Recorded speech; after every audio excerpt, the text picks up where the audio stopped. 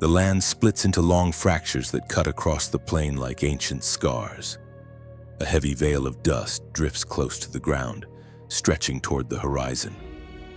Above, thin clouds scatter, allowing sunlight to pour through and strike the hardened surface below.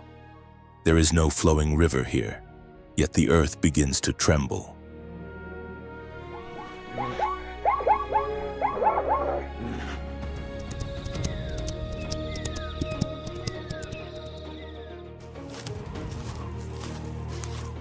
Across the cracked crust, thousands of hooves strike in unison. With every step, dust erupts and spreads outward. The first animals move forward, and behind them the surge continues. Grasses bend in the direction of travel, carving a pathway that seems to have no end.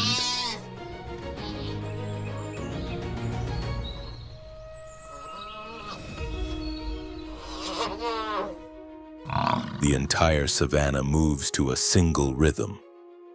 From the open plains of the Serengeti to the gentle lowlands of the Masai Mara, the ground is no longer still. Herds of every size advance with the wind, guided by distant signs of rain. Each journey is part of a greater cycle, where survival depends on a migration timed with remarkable precision.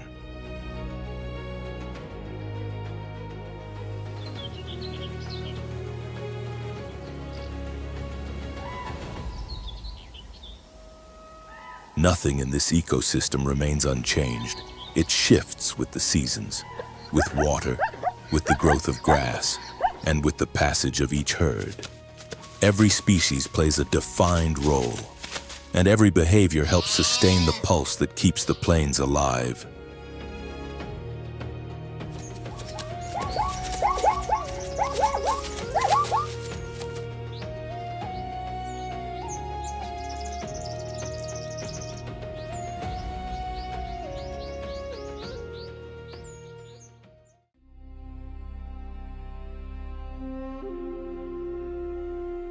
When one species begins to move, another immediately adjusts its course.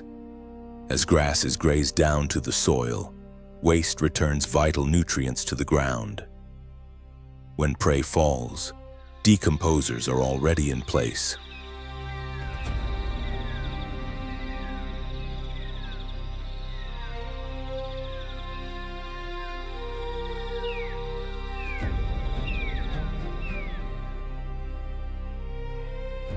Together, the Serengeti Masai Mara region functions as one of East Africa's central biological engines.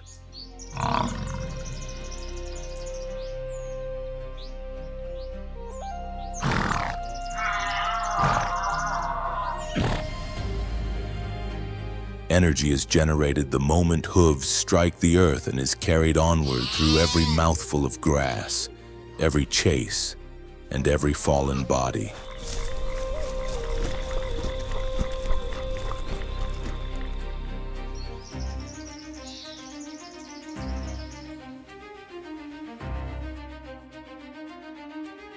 Nothing in this system exists without purpose. Each element matters only when it flows with the natural rhythm.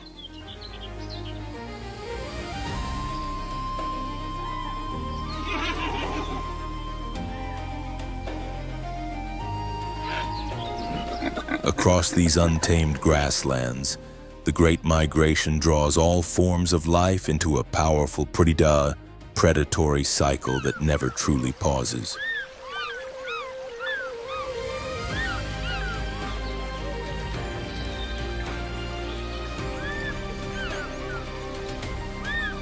Fresh shoots blanket the land after recent rains, their narrow leaves bent in unison by the wind.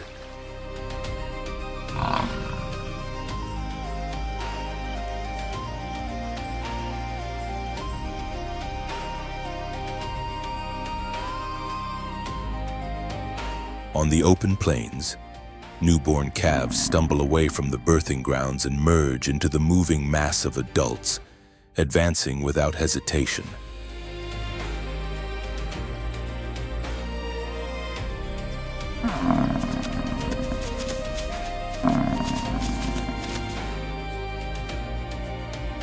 do not wait for strength to build. Motion begins at once. As the rainy season reaches the southern edge of the Serengeti, wildebeest herds leave their calving areas.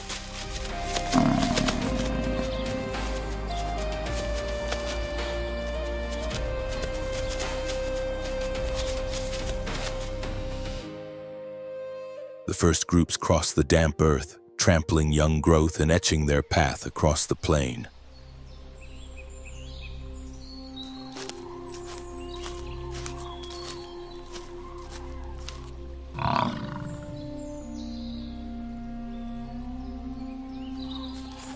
The movement does not break. Smaller groups merge into larger bodies as herds from different directions converge along shared corridors.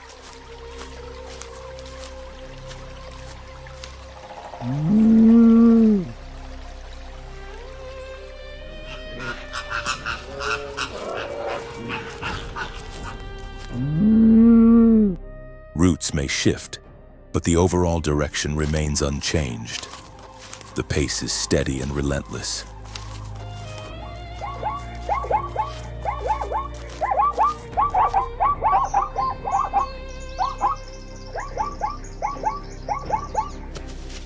Under thousands of hooves, the ground yields, forming deep impressions. Grass is pressed flat. Droppings fall in an unbroken pattern.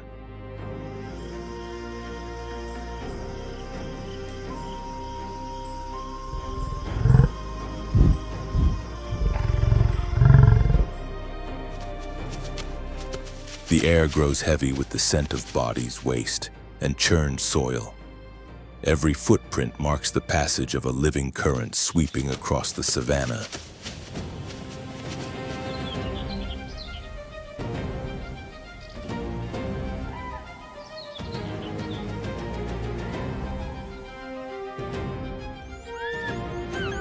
New life quickly appears in its wake. Dung beetles burrow beneath fresh mounds. Low-flying birds follow closely, and weaker wildebeest begin to lag behind. Their presence draws scavengers and predators waiting along the edges.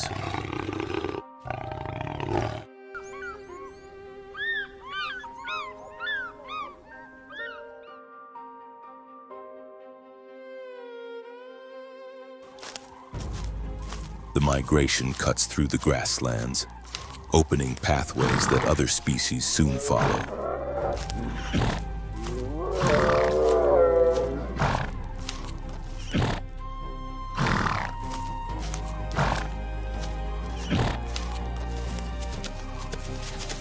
Tall grasses vanish, old roots are broken, and the soil is loosened by hooves and organic matter. Each area they cross becomes a zone of biological renewal after the dry season.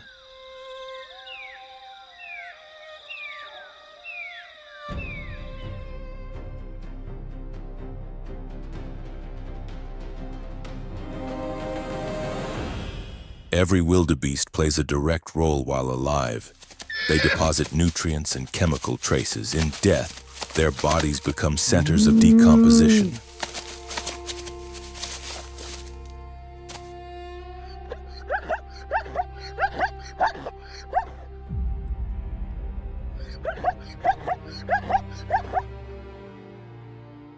Birds, insects, and microbes arrive in layers.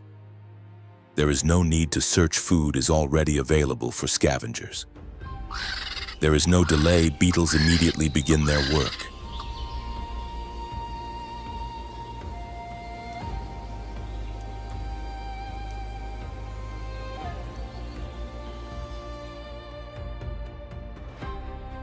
There is no isolation. Predators simply watch and wait for those that slip behind the flow.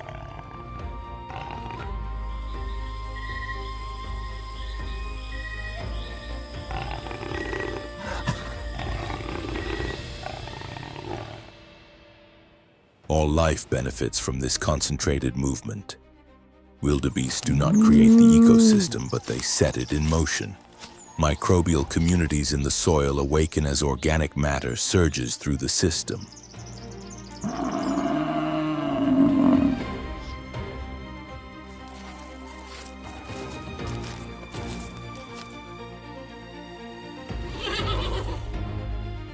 Other species begin their own journeys as the wild pulse passes. This ecosystem does not operate by chance. It responds precisely to the signals released by the migration.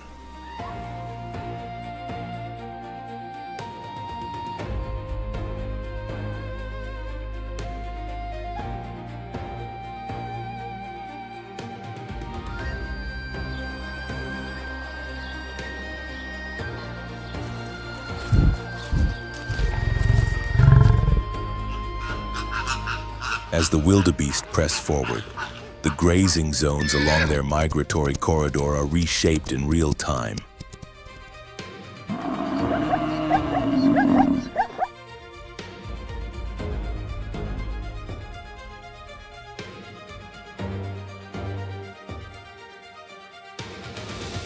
Life concentrates along their path, and every place they touch becomes a link between multiple biological layers.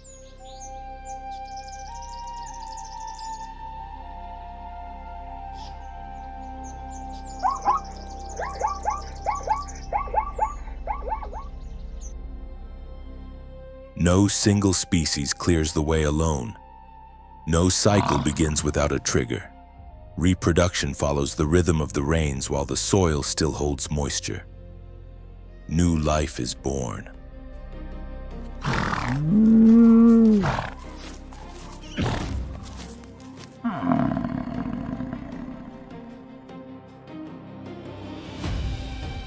The moment the calves are able to stand, the herd moves on again.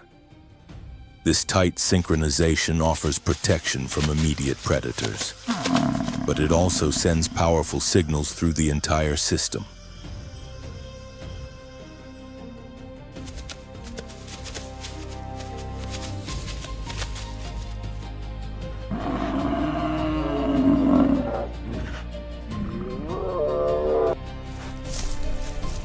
The landscape left behind changes rapidly. Grass sprouts where it was once trampled. Bacteria break down organic remains, and moisture is retained near the surface thanks to the fresh input of nutrients.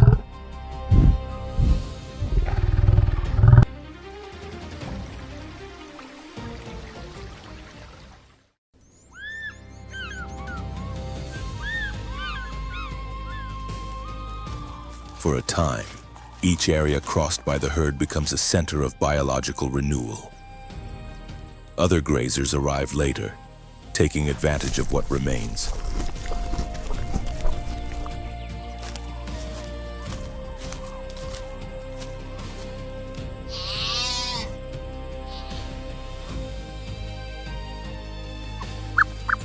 Older vegetation has already been consumed, allowing shorter, younger grasses to flourish. There is no direct competition. Many species rely on the wildebeest's passage as a natural process of clearing and renewal.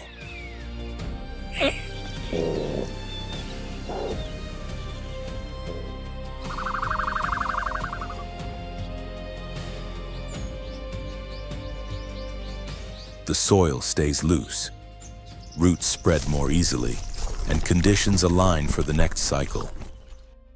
The moving mass of wildebeest also reshapes the strategies of predators.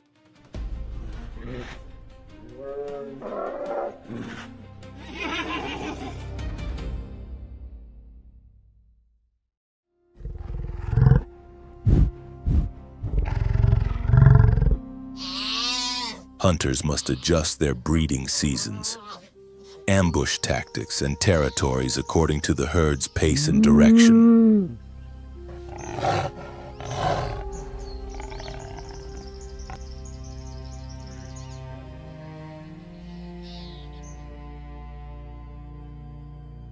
Scavenging birds track the places where carcasses appear. Vultures, crows, and wild dogs gather around zones marked by decay.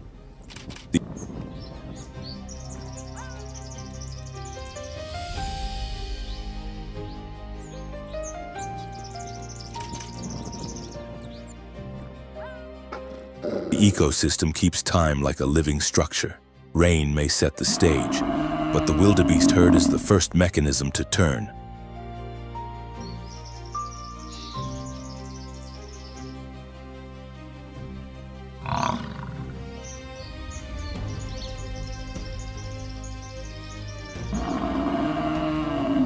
single animal chooses the route, yet together they generate enough momentum to drive the entire system.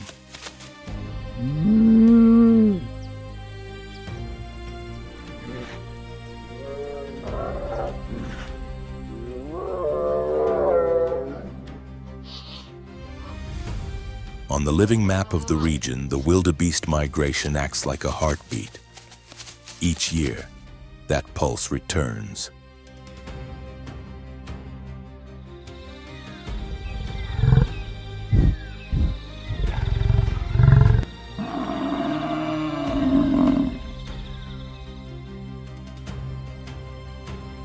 From the southern calving grounds to the northern grasslands, every stretch of land responds in a predictable sequence.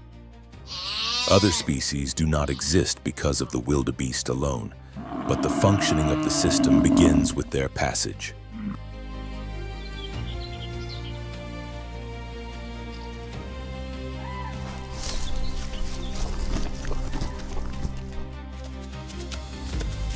Nothing in the herd's behavior happens in isolation. Every hoof that strikes the ground sets change in motion. The land shifts, vegetation is redistributed, and new life emerges.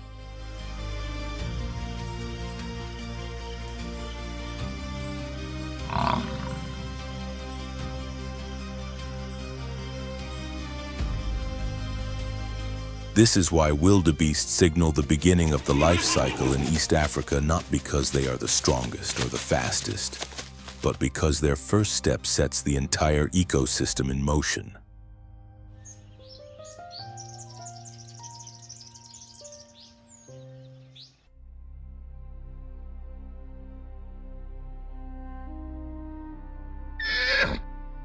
Each year, when the first rains return and soften the land, a single hoof meets the ground once more.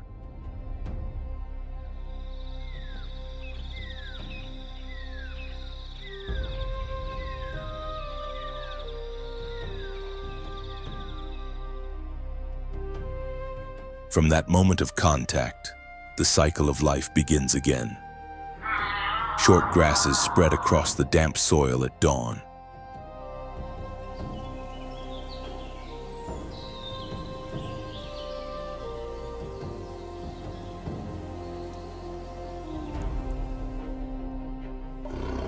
The air is still. At the edge of a shallow hollow, a pride of lions lies pressed low, concealed among scattered shrubs.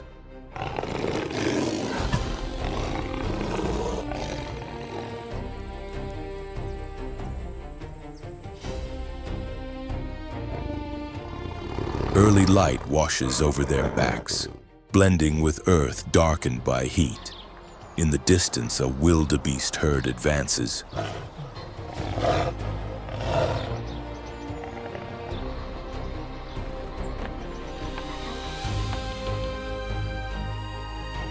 The groups stretch into loose lines, shifting direction as they follow the low ground. Gaps begin to open between individuals.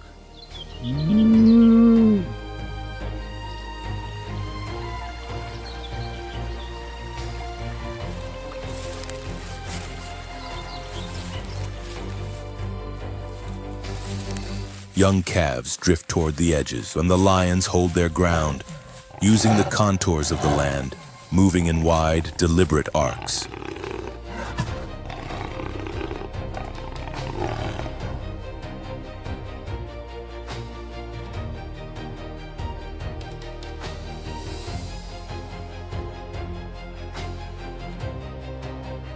Each hunter keeps a precise distance.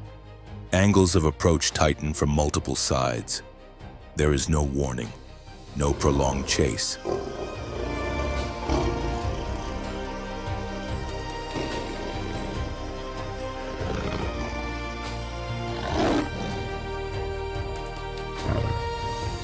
As the herd crosses the depression, the moment unfolds. One animal becomes separated. Its escape route narrows.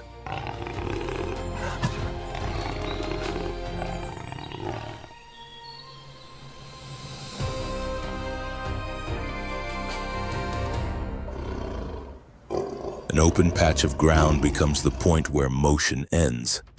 The prey falls, and the grass is pressed flat beneath it.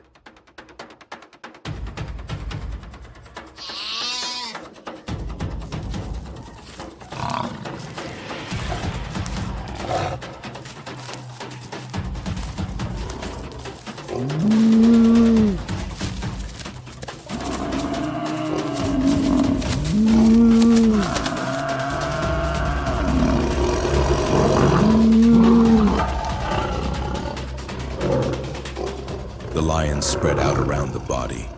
One secures the kill, while the others melt back into cover.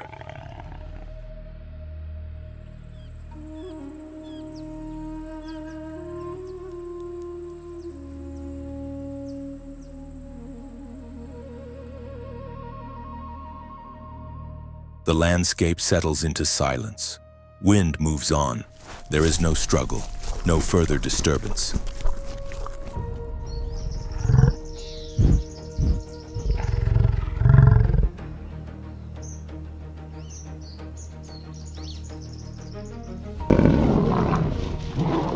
Hoofprints remain etched into the loosened soil.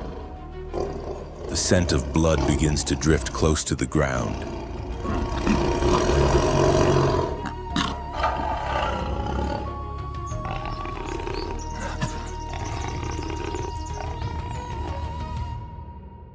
This hunt is driven by precision, not speed. Lions do not rely on long chases. They succeed through positioning, spacing, and a deep understanding of herd movement.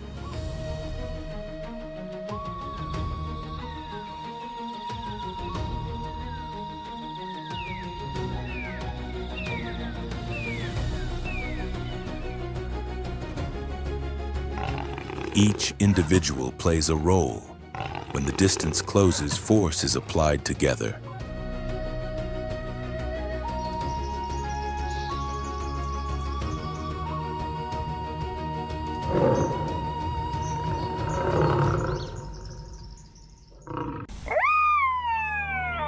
Often, prey is taken in moments of imbalance, too far from protection and too close to avoid the closing circle.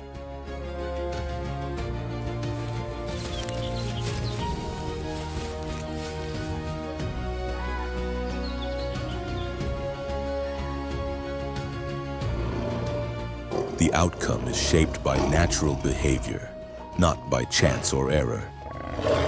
Once selected, the prey cannot recover its position.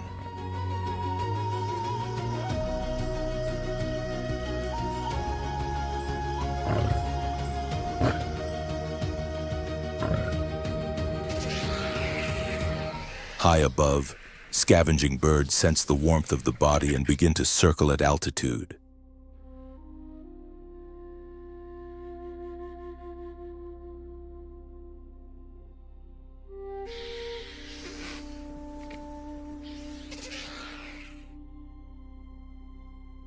On the ground, beetles detect the organic scent released into the air. Decomposers arrive even before the lions leave the site.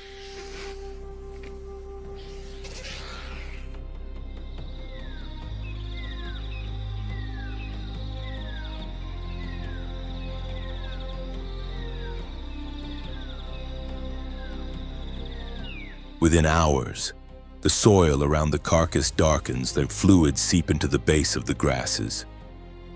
Roots draw in the nutrients. Soil bacteria cling to what remains.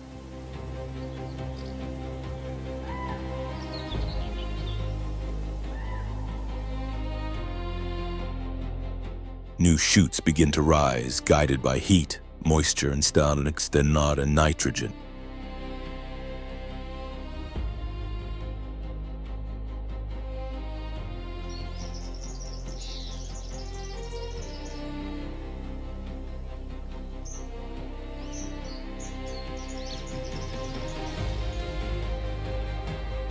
By afternoon, the pride rests beneath low trees stretched along the brush.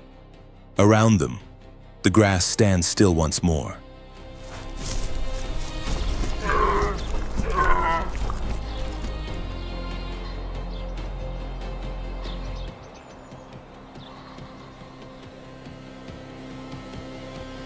No major movement follows. The marks of their paws extend across the softened paths and fade at the edge of the plain.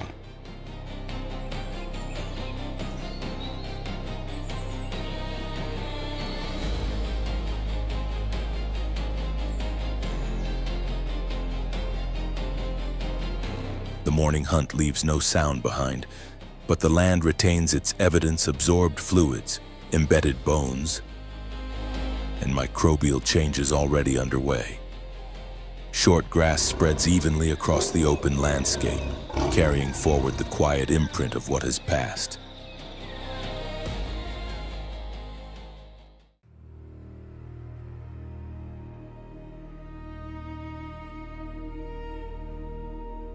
The ground is dry and fragile.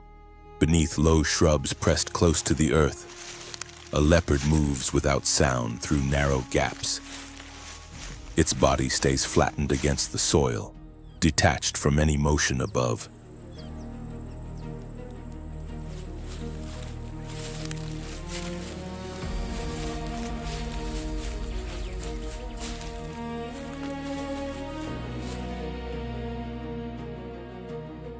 The wind shifts again and again, pushing patches of grass in different directions. Nothing breaks the boundary of dust and shadow. The distance closes steadily, without disturbing the scene.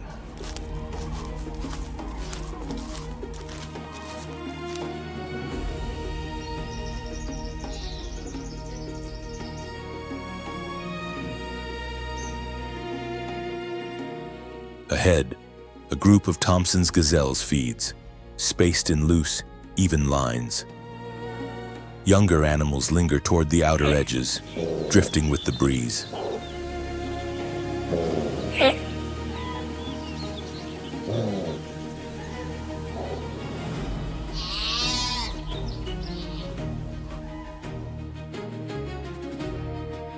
Between hunter and herd, there is no cover, only open, arid ground. The leopard maintains a measured pace, making no sudden adjustments and never rushing the moment.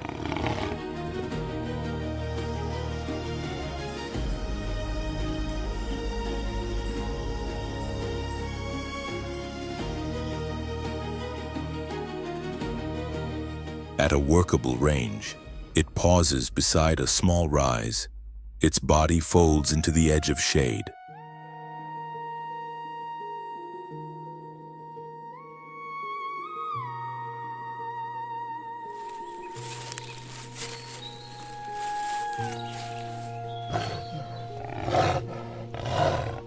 The landscape holds its breath. When a leopard hunts on open plains, conditions must align gentle undulations in the land, evenly scattered shrubs, and prey that remains spread out rather than tightly grouped.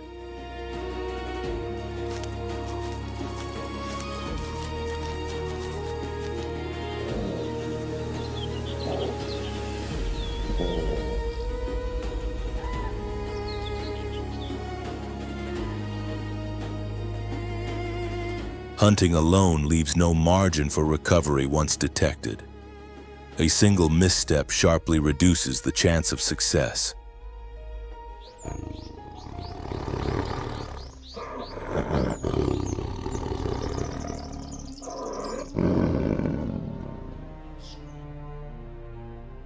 There is no partner to disrupt the herd, no coordinated retreat. Every phase depends on closing the gap with absolute precision.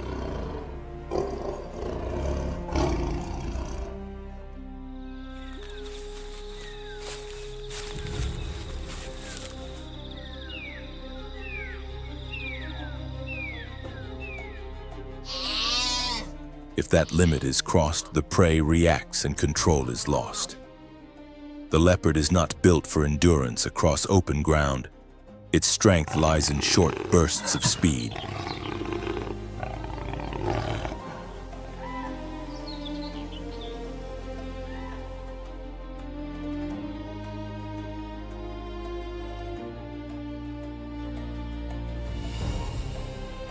Each chase unfolds over a brief distance.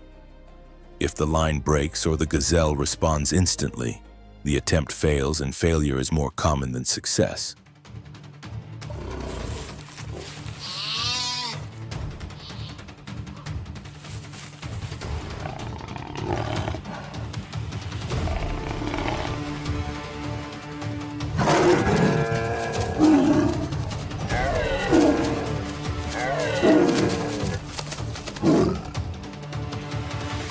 Not due to a lack of skill, but because the leopard's hunting space is shaped by countless variables: wind direction, sun angle, grass height, and prey distribution.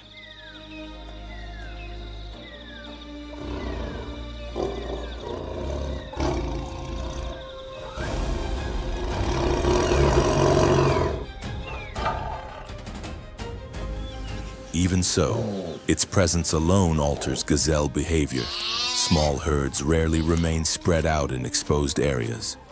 Youngsters draw closer to their mothers.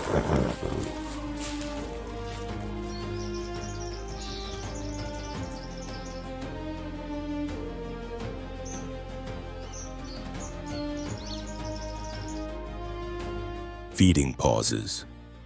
Groups quicken their pace when crossing zones with limited visibility.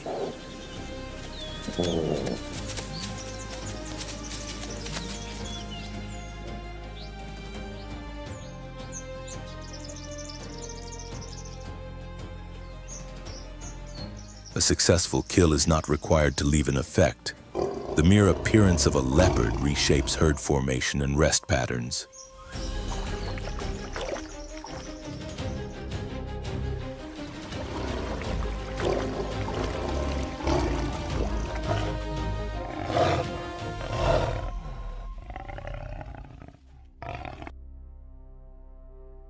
Grazing cycles shift, reducing pressure on a single spot and spreading vegetation used more evenly across the region.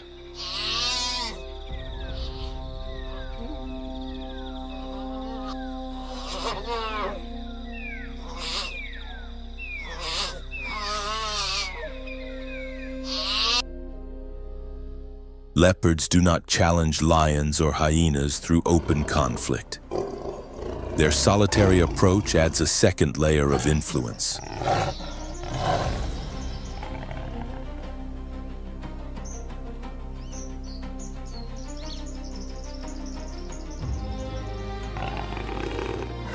They avoid direct competition, yet they shape how prey occupies the landscape. No herd stays concentrated for long. No herbivore holds prolonged control over the plains.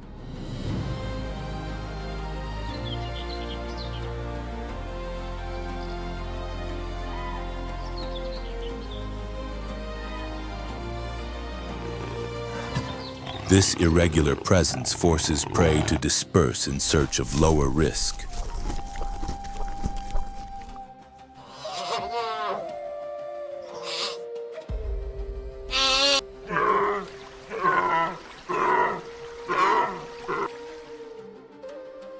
No group maintains the same structure long enough to damage grass growth.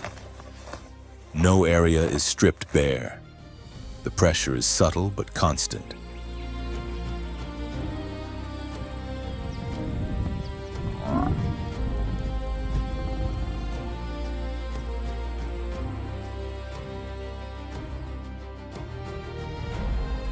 A baseline level of alertness persists, even without active hunts. The leopard favors isolation and leaves little trace.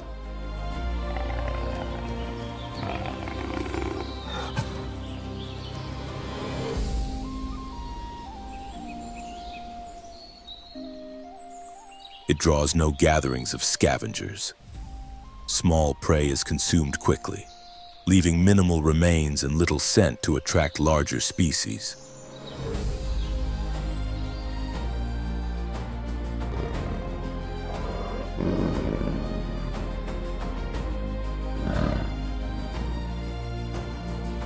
By selecting smaller animals, the leopard limits interference and avoids attention.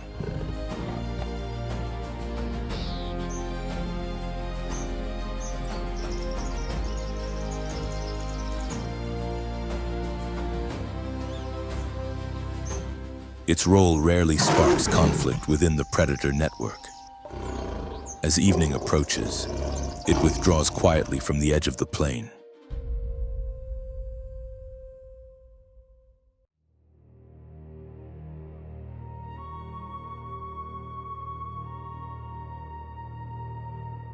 Across the Grumeti Plains, the ground bears fine cracks left by a brief dry spell.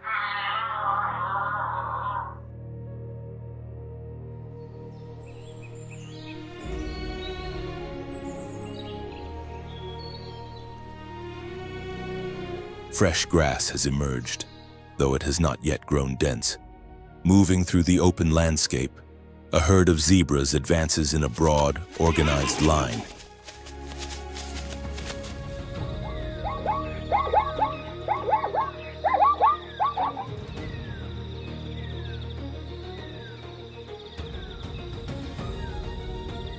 Their passage raises little dust. The great wildebeest herds are still distant, not yet reaching this transitional zone. Striped bodies glide across the plain, trimming the grass as they head east and northeast.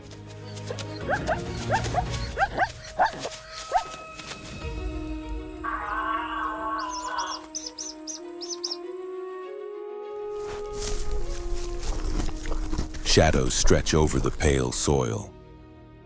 Larger individuals hold a steady pace, while smaller groups remain along the edges. The leading position shifts constantly.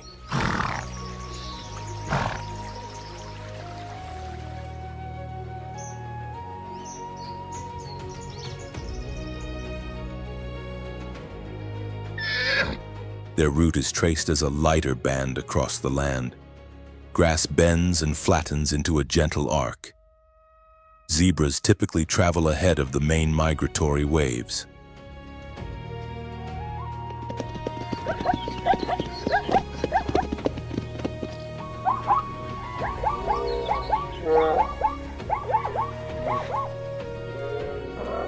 They enter areas still untouched by hooves, following paths of their own. No collective signal is required.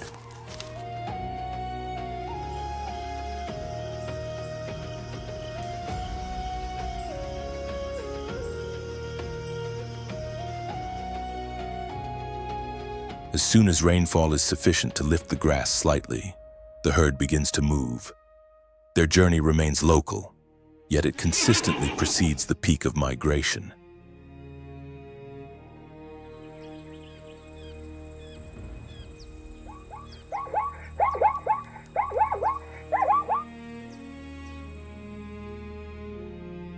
This timing introduces a different rhythm into the system.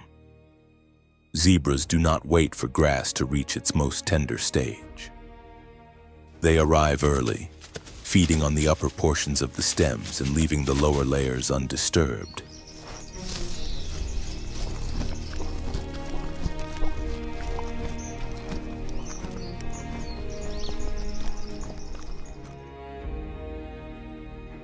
When other grazers follow later, the grass has already been trimmed closer to the ground, better suited to their feeding styles.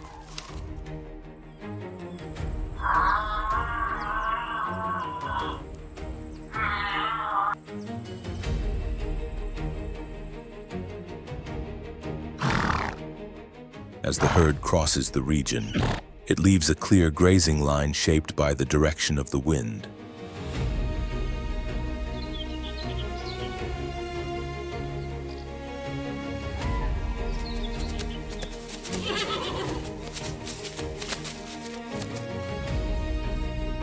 Vegetation is cut evenly. Low shrubs lose much of their cover, allowing more sunlight to reach the soil. The landscape becomes brighter and more open.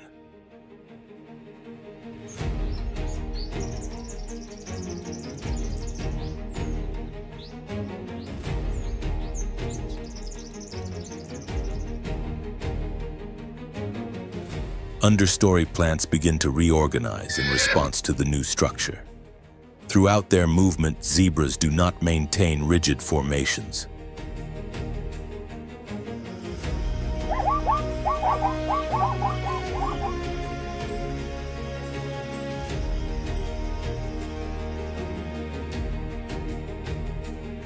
They travel in spaced groups, widening the grazing corridor. At shallow water sources, the herd breaks into smaller units, each using different patches of vegetation depending on the terrain.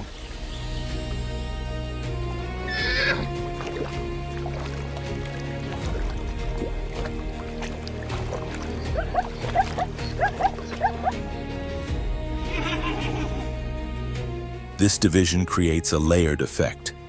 Every cleared section becomes accessible to other life forms. From insects and ground birds to small herbivores, no single area remains crowded for long.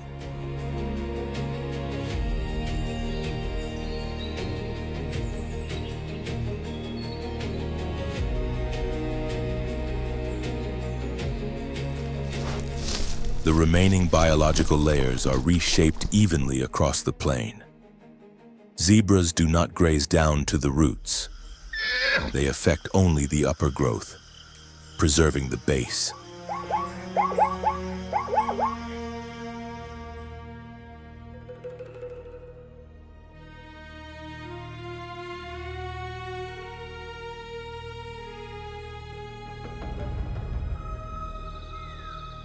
This residual layer becomes ideal for low-grazing species such as gazelles, warthogs, and smaller trailing groups of wildebeest.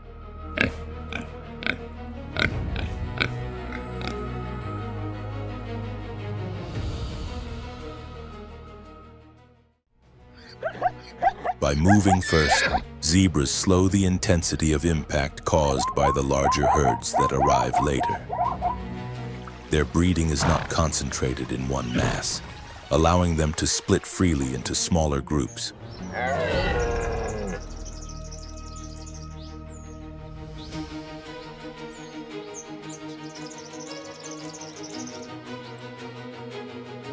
These units move independently without disrupting the broader migratory cycle. Each advances at its own pace, giving grasslands time to recover. No area becomes a lasting bottleneck within the system.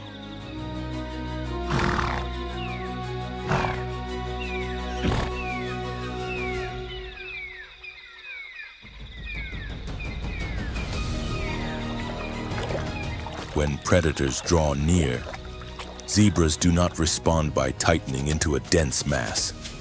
Instead, they fan out across open ground, breaking formation rather than compressing it.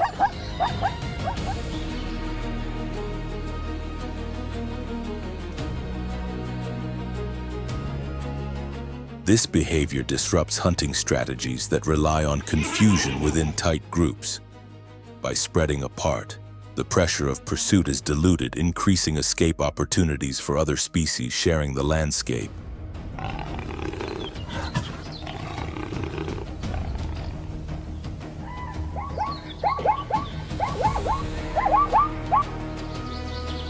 The tracks zebras leave behind are shallow yet continuous.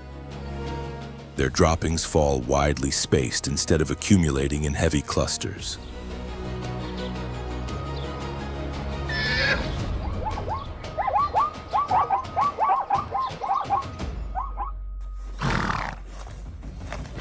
This even distribution enriches the soil surface, helping the grass retain moisture at its base. From these scattered nutrients, soil bacteria begin to expand.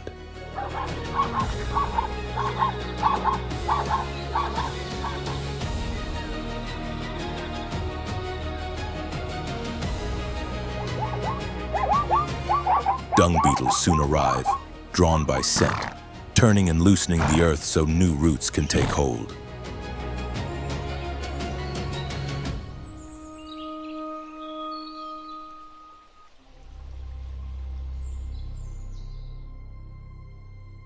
From an ecological standpoint, zebras create a horizontal flow of biological movement.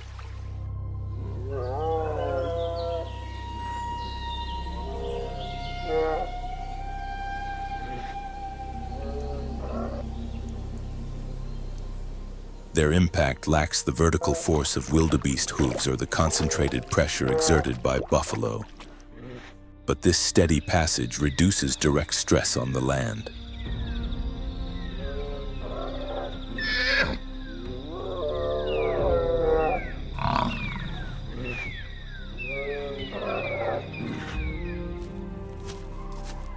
the ground absorbs a lighter, prolonged influence that is spread evenly across the plains.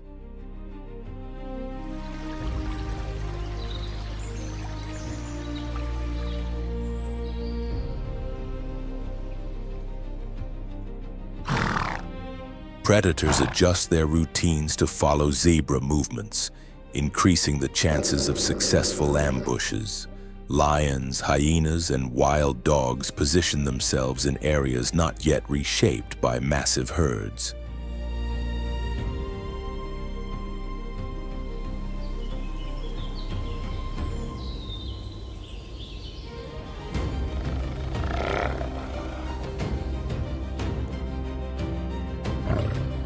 Before the main migration arrives, regions such as Grumeti function as independent hunting grounds.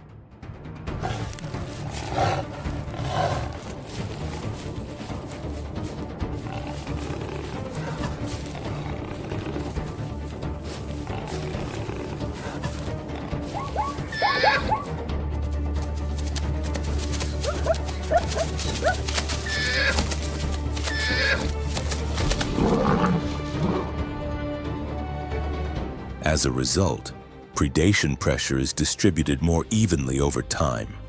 Zebras do not impose an intense biological load, but they help disperse its effects.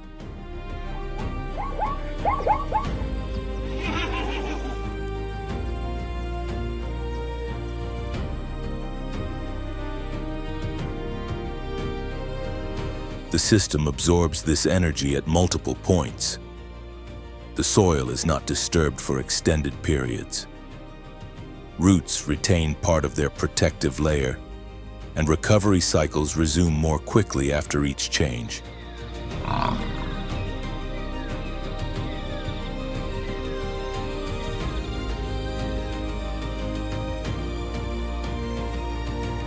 During transitional seasons, if only the Great Migration crossed these plains, the land would bear the full force in a very short window.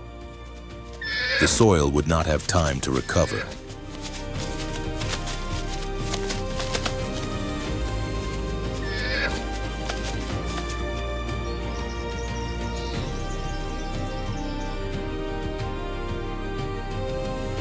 Microorganisms would also struggle to multiply fast enough.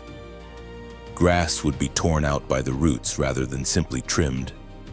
Without zebra herds, the migratory corridor would lose its first layer of distribution.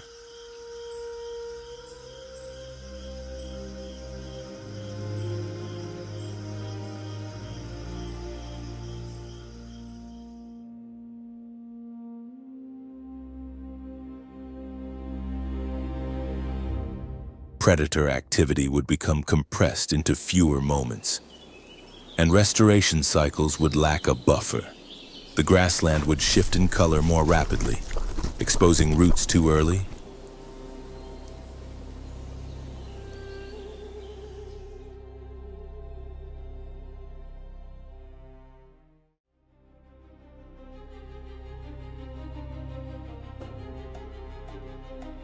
The ecosystem would lose its characteristic resilience, becoming a narrow and fragile passage across open terrain.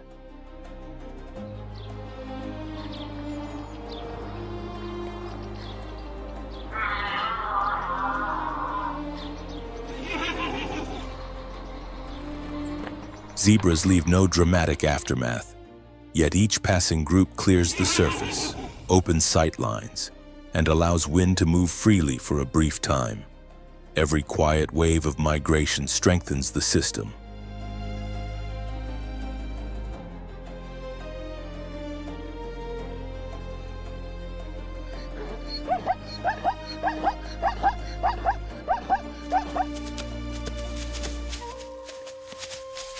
It is this staggered, subtle rhythm that prevents the entire migratory movement from collapsing into a single, overwhelming surge.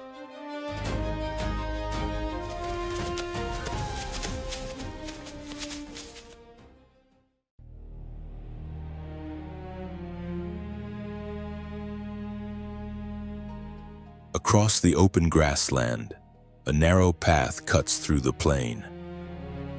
Dust lifts lightly along a zigzag line, while the wind slips through mid-height grasses, carrying traces of movement that have not yet faded.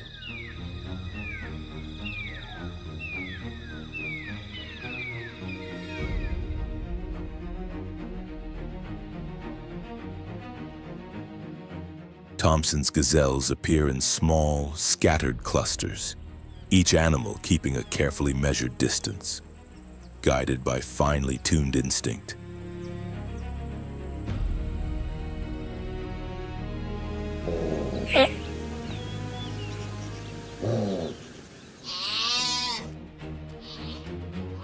On bare ground, there are no obstacles and no tall cover. Every movement is swift, marked by sudden turns that shorten the time spent within a predator's line of sight.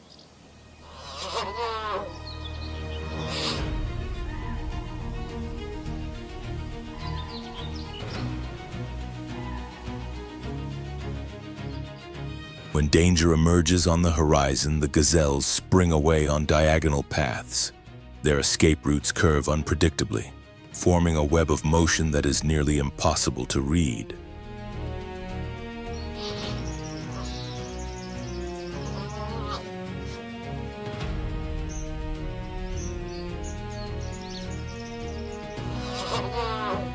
Within moments, the group's structure loosens under outward pressure, then reforms once the threat passes.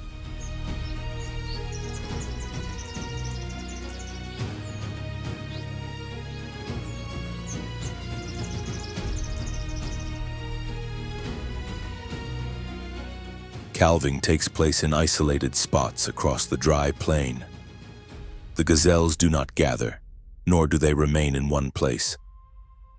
Each female selects her own patch of short grass and moves at her own pace.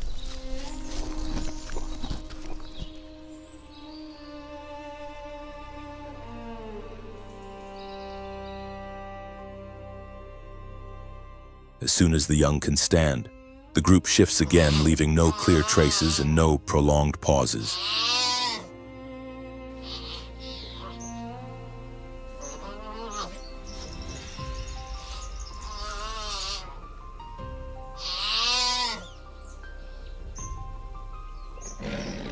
This scattered strategy prevents gazelles from becoming easy targets. Lions, hyenas, and leopards usually succeed only when an individual strays too far from the group's flow.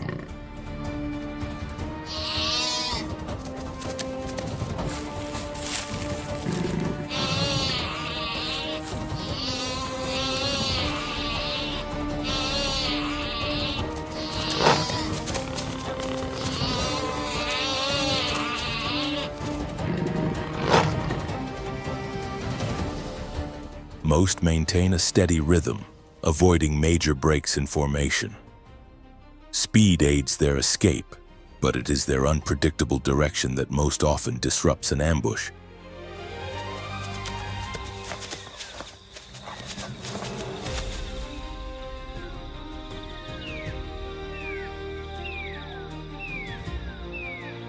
In such an exposed landscape, there is no true shelter.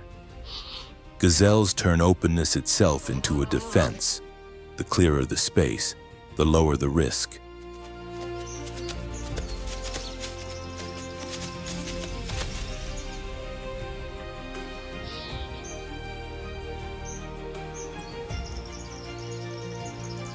During the peak of the dry season, they make up much of the remaining biomass. While larger herds like wildebeest and zebras have already moved on, gazelles continue to travel steadily across the plains.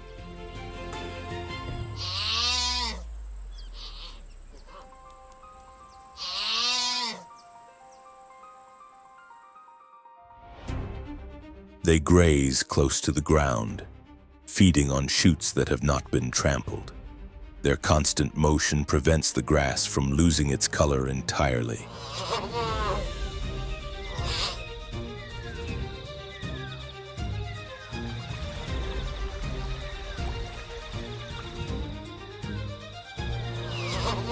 Each passage attracts small scavengers, field insects, and ground-dwelling birds.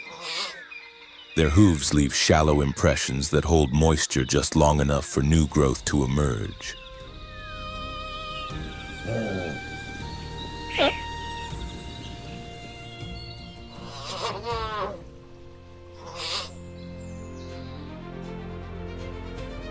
Areas crossed by gazelles often recover faster than untouched ground.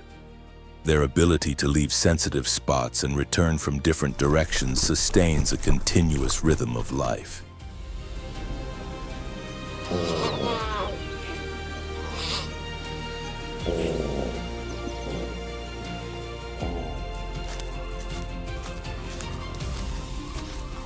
No species can survive by remaining fixed in one pattern here. Persistence depends on movement without permanent roots. Gazelle groups connect scattered pockets of life into a lasting biological flow.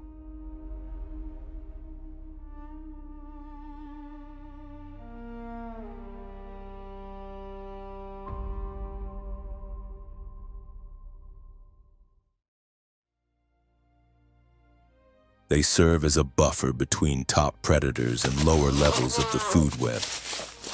Without triggering population surges, they help maintain surface stability.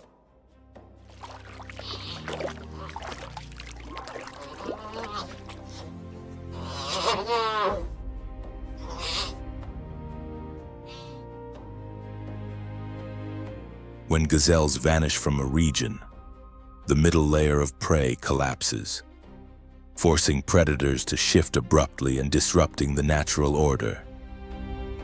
The ecosystem loses its balancing force.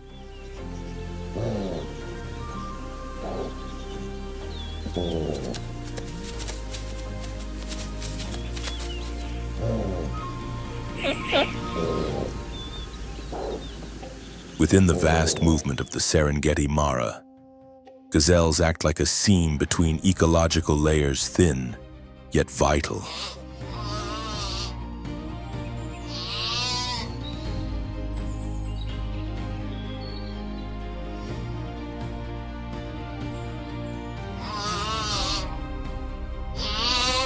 Each time they skim the ground in flight, they leave a subtle imprint. From that imprint, the rhythm of life holds its balance.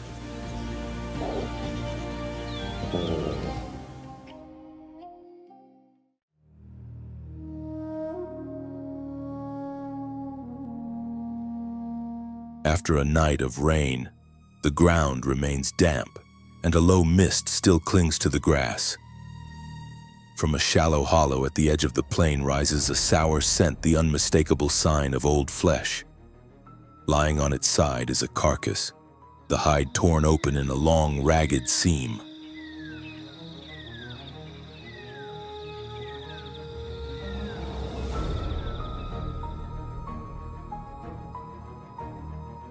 Spotted hyenas approach from different points on the horizon.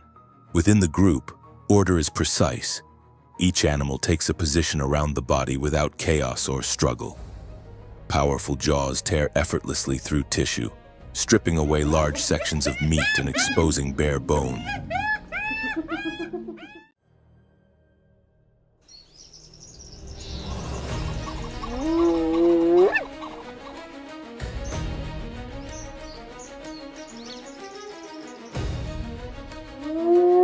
Slowly, the carcass is reduced and scattered by wind and movement. As the main structure collapses, younger hyenas move in from the edges.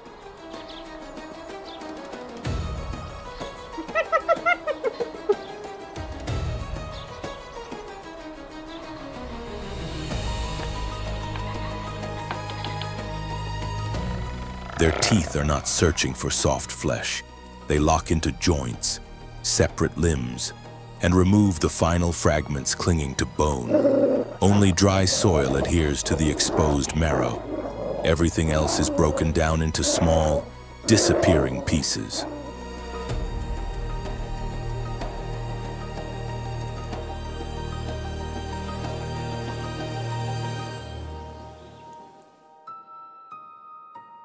Hyenas operate as a highly organized unit.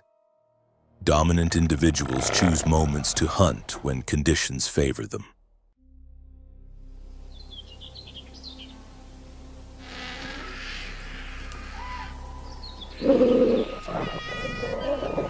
It is not an ending for predators or prey, but for the entire cycle that begins again where flesh breaks down. No presence interrupts and regulates the system as effectively as the hyena.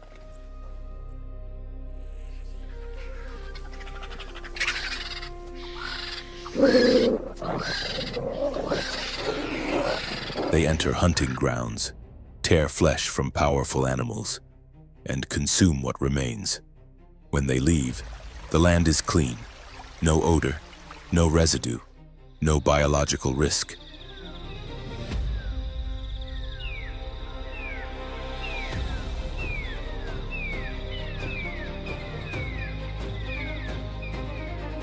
On the living map of the savanna, where every creature leaves behind waste, only the hyena turns those remnants into a starting point.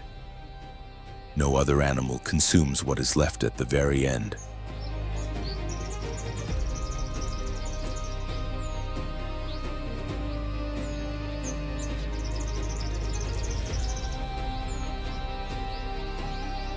When all have moved on, only dust remains, and the distant echo of the hyena, marking clearly that the cycle is complete and the ground is ready to begin again.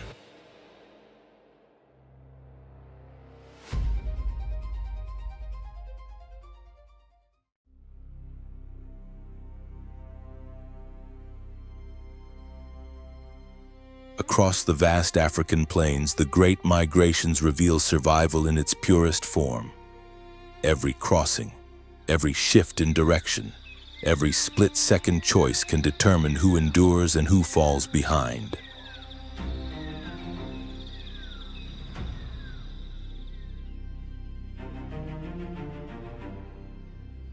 Danger is ever-present, unseen predators, deceptive rivers, and a harsh landscape that tests even the strongest bodies and instincts.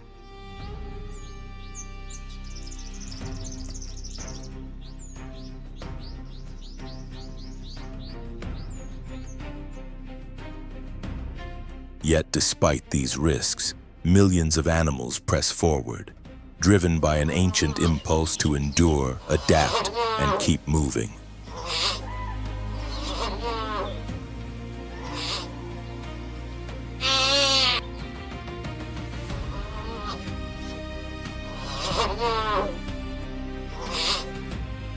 In this endless journey, unity becomes strength, resolve becomes protection, and survival stands as the sole objective.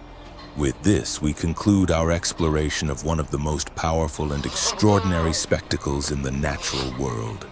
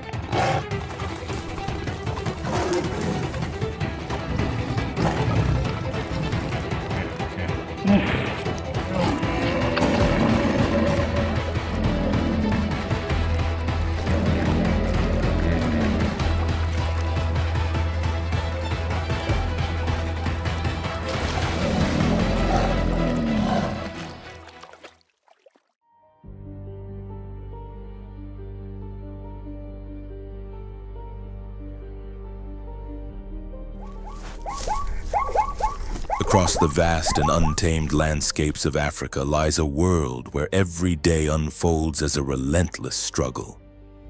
Here, life follows nature's harshest laws, and survival is not a choice, but a necessity.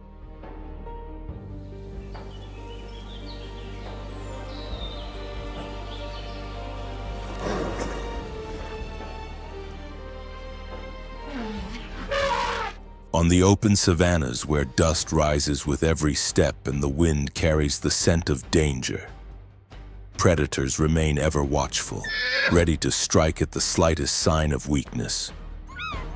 At the same time, those who are hunted must summon all their strength and instinct to stay alive.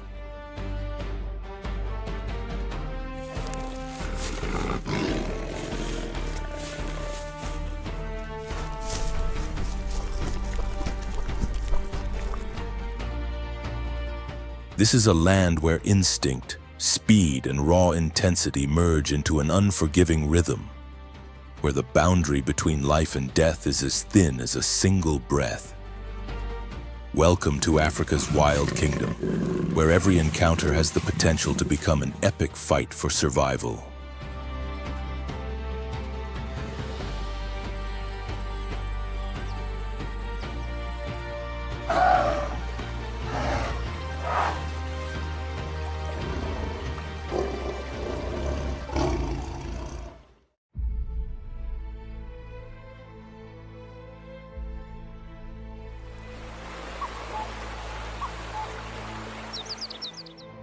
Along the majestic border between Zambia and Zimbabwe, Victoria Falls rises as a towering wall of water, a place where nature displays its raw and untamed power.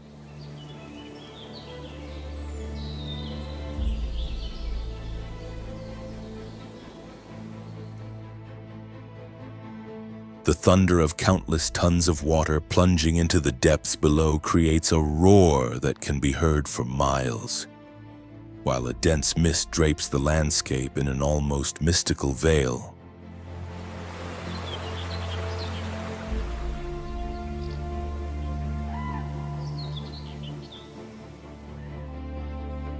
Yet this natural wonder is far more than a breathtaking sight.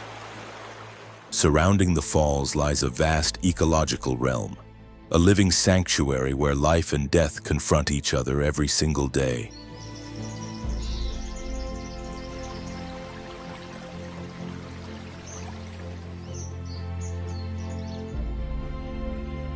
Within thick forests, riverine grasslands, and wetlands, relentless hunts unfold and tense encounters shape the rhythm of survival.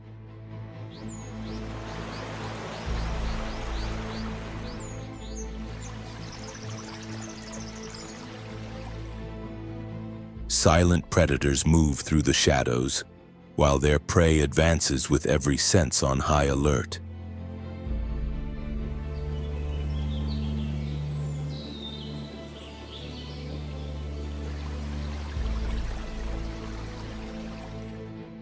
Victoria Falls stands not only as a natural icon, but as the heart of a wild stage where every creature fights to endure, guided solely by instinct, resilience, and the relentless laws of nature.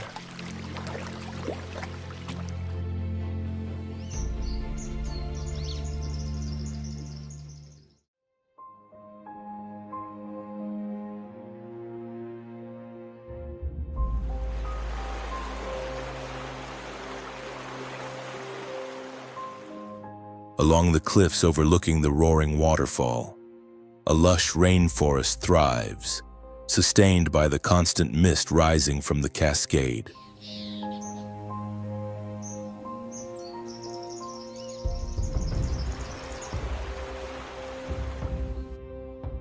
This curtain of moisture creates a unique microclimate, with high humidity throughout the year.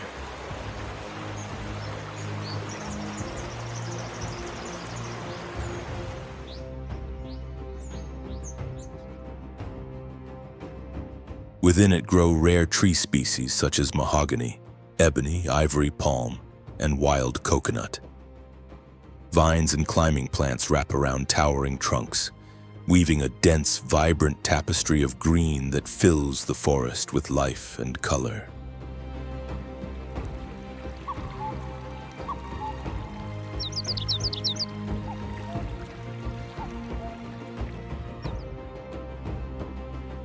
This environment is ideal for one of Africa's most ancient hunters, the Nile crocodile.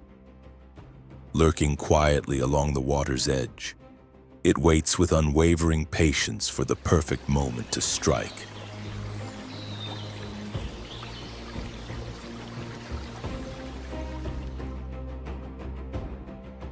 The waters of Victoria Falls serve as an age-old refuge for these reptiles, whose lineage dates back nearly 80 million years, to a time when dinosaurs still ruled the earth.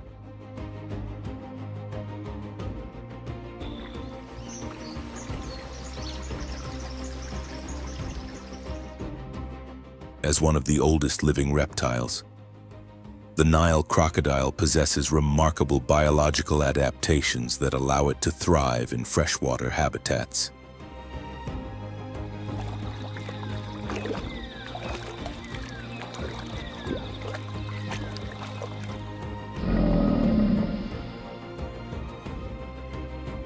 Its range spans much of Africa, from the Nile River to the Congo and the Zambezi, with a strong presence around Mosioa Tunya.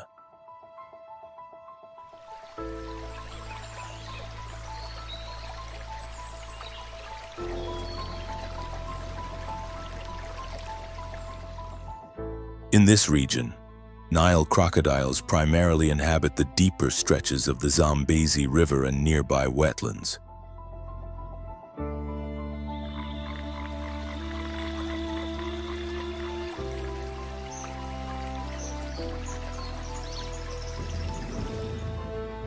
An estimated 500 individuals occupy calm, slow-moving waters where ambush hunting is most effective.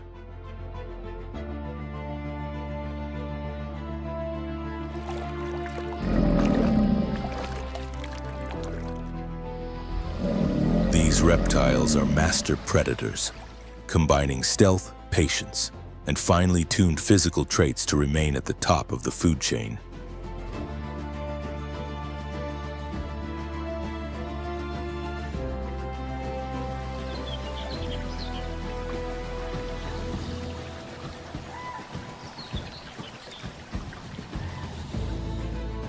A fully grown Nile crocodile typically measures between 3.3 and 4.8 meters in length and can weigh over 680 kilograms. Exceptional individuals may exceed 6 meters and approach a full ton.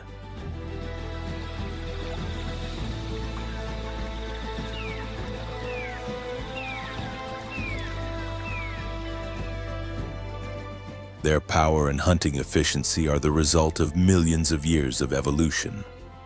With large lungs and an efficient oxygen exchange system, they can stay submerged for extended periods, accessing zones beyond the reach of most other animals.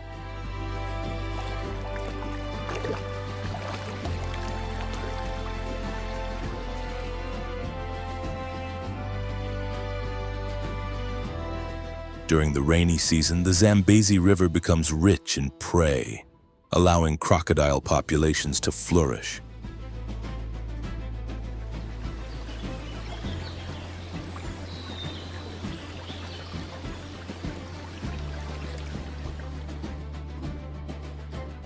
Their jaws can deliver a bite force of nearly 3,700 pounds, strong enough to crush the bones of large animals.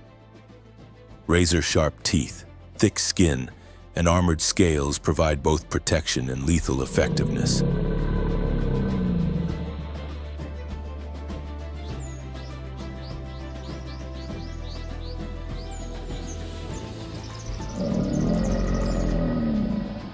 One of their most infamous hunting techniques is the death roll, a violent spinning motion that overwhelms and subdues their prey.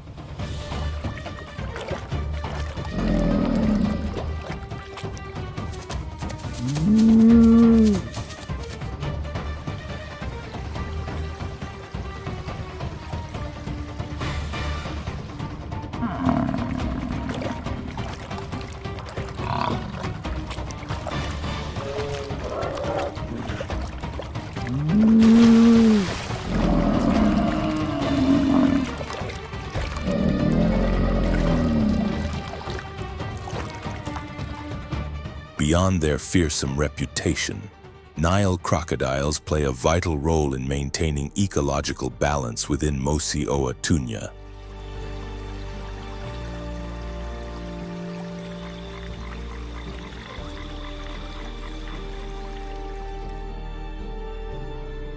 As apex predators, they regulate populations of fish and grazing animals, preventing overpopulation and preserving ecosystem stability.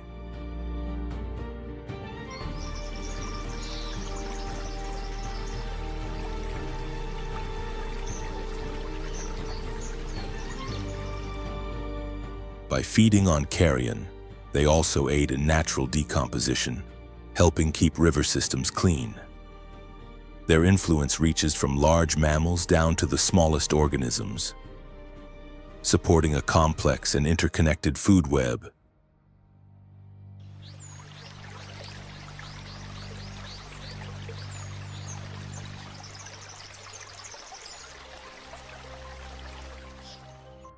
The Nile crocodile embodies not only raw natural power, but also the delicate balance of life itself. Its presence ensures that every species, great and small, continues to fulfill its role within the environment.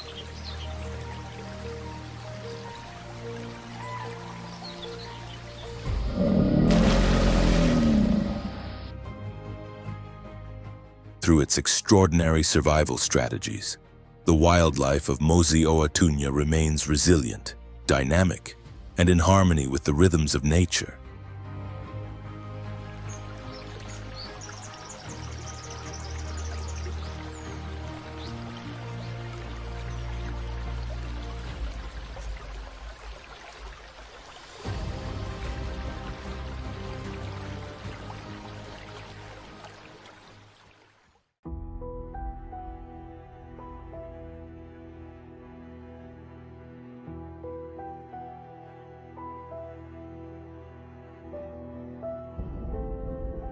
When the rainy season arrives, the Zambezi River swells into a powerful, life-filled artery.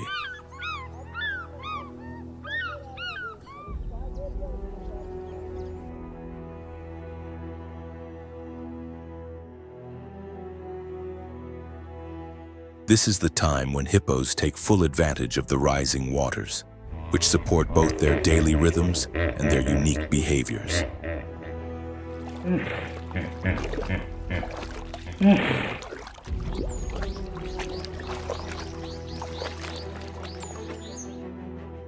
Among the oldest mammals still alive today, hippos spend most daylight hours submerged, emerging after sunset to feed.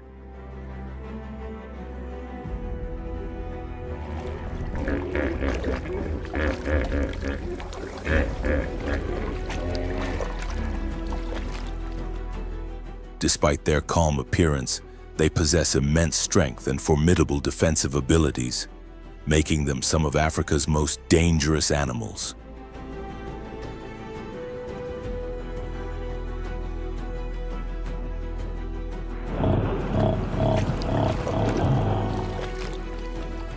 Both hippos and Nile crocodiles are survivors of deep evolutionary time, carrying ancient biological traits that allow them to thrive in demanding environments.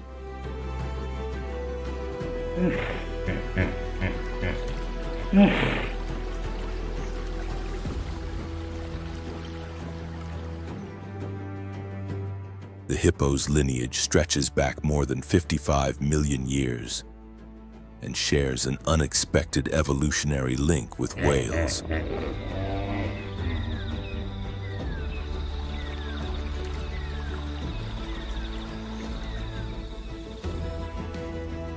Although perfectly adapted to fresh water, their bodies are designed for life both in water and on land, giving them a critical advantage in harsh and changing conditions.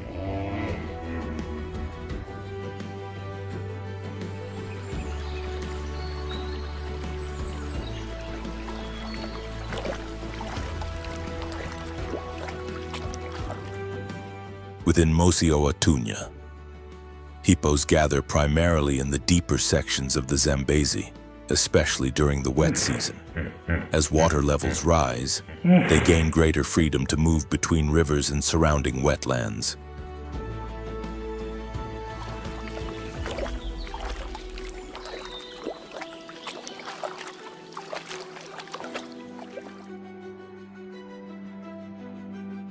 An estimated population of around 1,500 individuals inhabits this region, a sign of a relatively stable wild population.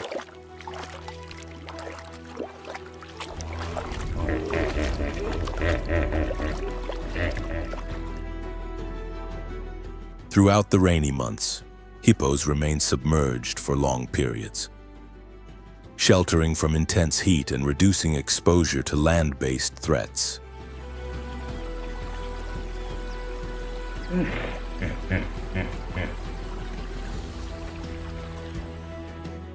After nightfall, they leave the river and move toward flooded grasslands along the banks.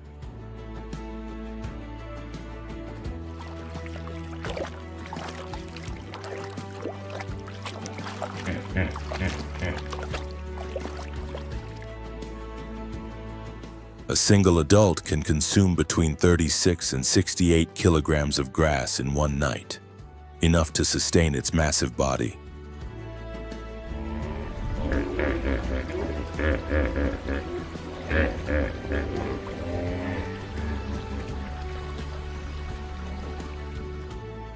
Their social structure becomes especially pronounced during this season.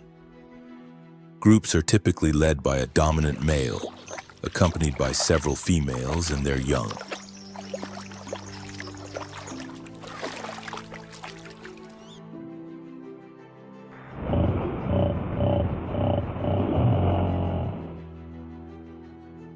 Rival males frequently challenge one another for territory and status. Measuring between 3 and 5 meters in length and weighing up to 1,800 kilograms, hippos rank among the largest land mammals on Earth.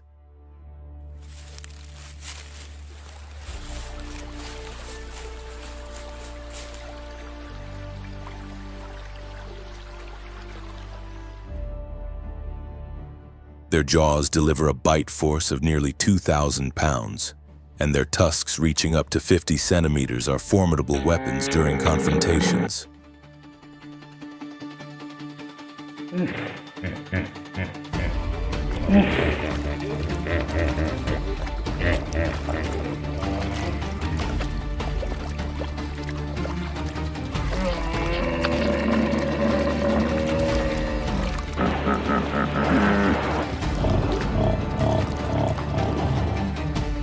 Their thick skin releases a reddish, oily substance often referred to as blood sweat.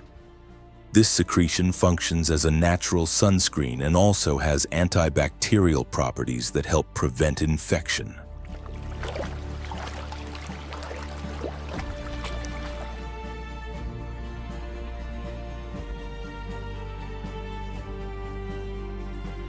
Together, these adaptations provide not only survival, but a clear advantage against potential threats.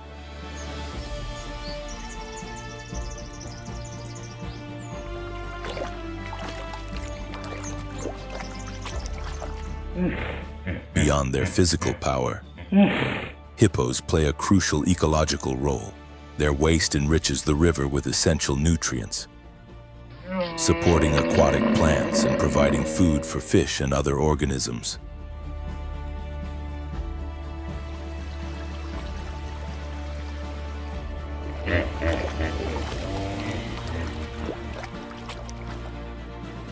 By moving daily between land and water, they create natural pathways that enhance ecological connectivity throughout the Zambezi system.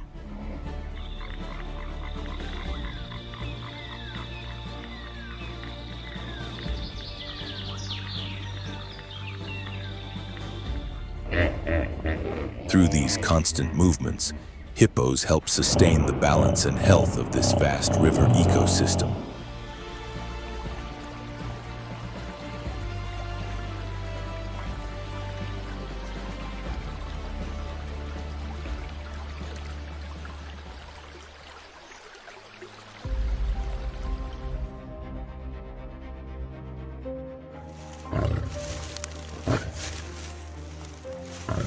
Lions are known as the kings of the African savanna, not only because of their imposing strength and commanding presence, but also due to their refined hunting strategies and remarkable teamwork.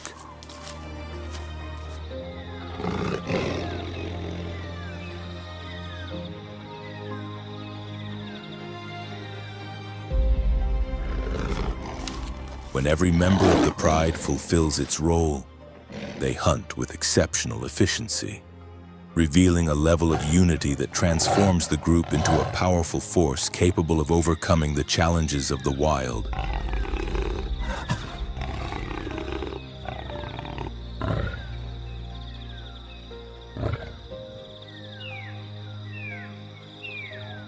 The lion's image as a ruler is built not solely on physical power, but on intelligence and seamless coordination within the pride.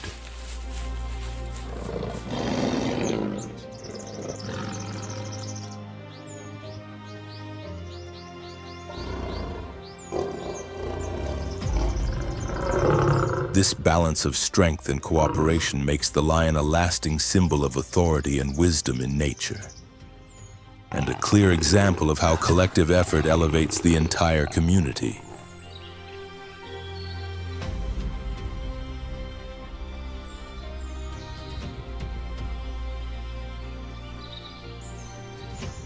A lion's survival depends as much on social bonds as on raw power.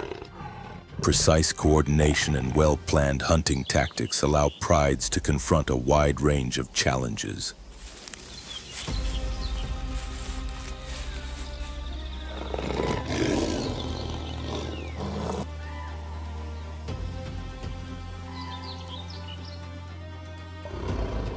Unlike solitary predators, lions rely on a complex social structure, where cooperation is the foundation of their success.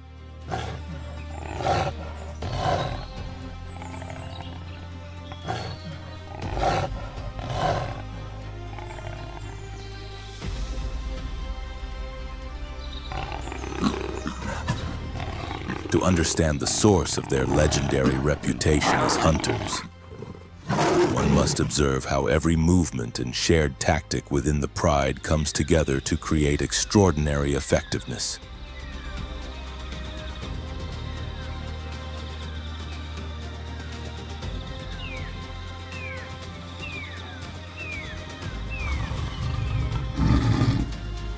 Each individual action contributes to a greater, unified strategy.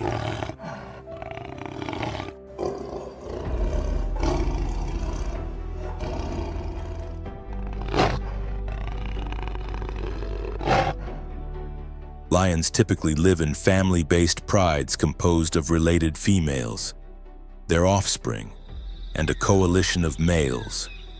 This social system provides both protection and hunting efficiency.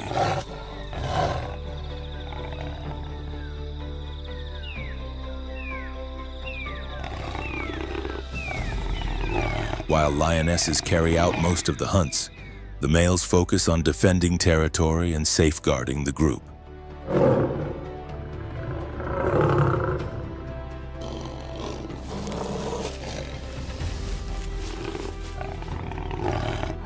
Teamwork during the hunt allows lions to employ advanced strategies that solitary hunters cannot match.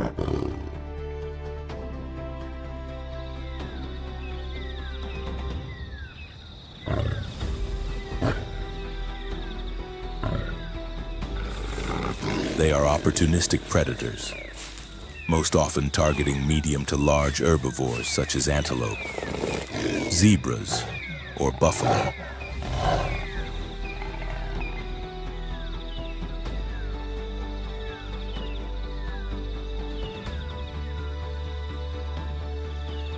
The choice of prey depends on availability, environmental conditions, and the size of the pride.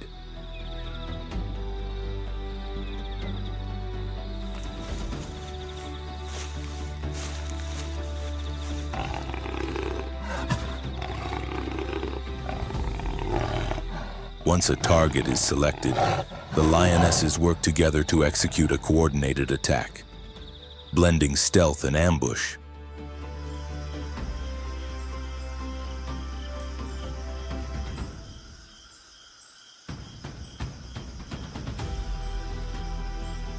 Every position is deliberate, every movement calculated.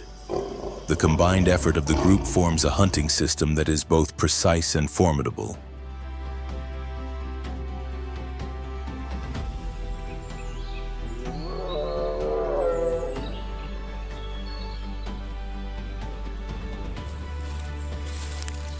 Lionesses are masters of camouflage, blending into tall grass and dense vegetation to approach their prey unnoticed.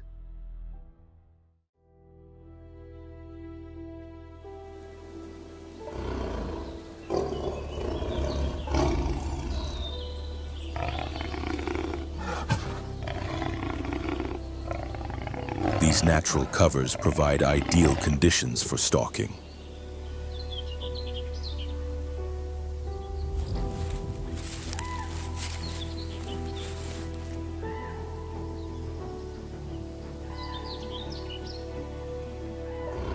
As the moment of attack nears, the group may split into smaller units to encircle the target, cutting off escape routes and dramatically reducing the prey's chances of survival.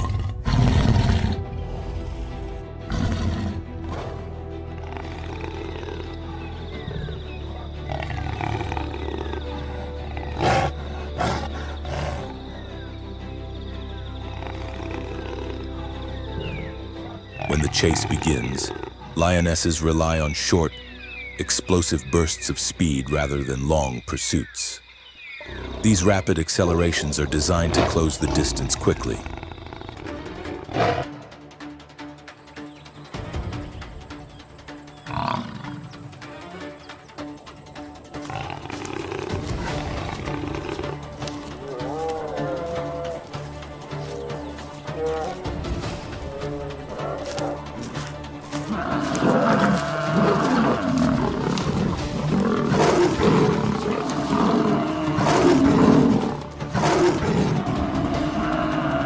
Success depends not only on coordination, but on striking with perfect timing, where power, precision, and teamwork converge in a decisive moment of the hunt.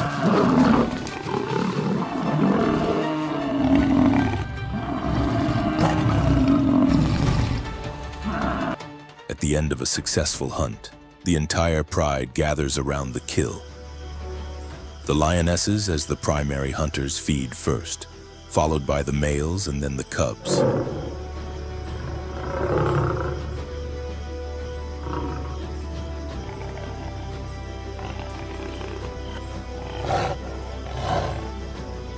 This feeding order reflects the structured balance within lion society, where each individual has a defined role.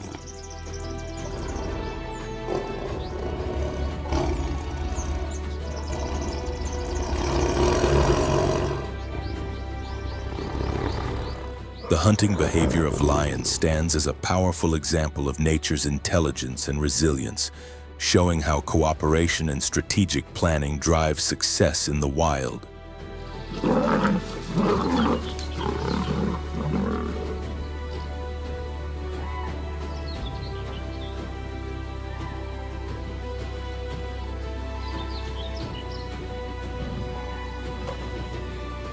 Lions are not only formidable predators, but also members of a highly organized social system. Imagining life within a pride reveals an efficient method of sharing resources after each hunt.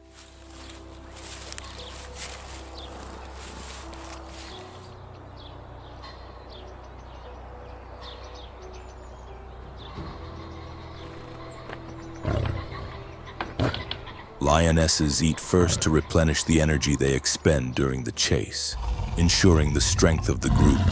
Males and cubs follow, reinforcing the stability and unity of the pride, where every member contributes to its survival and cohesion.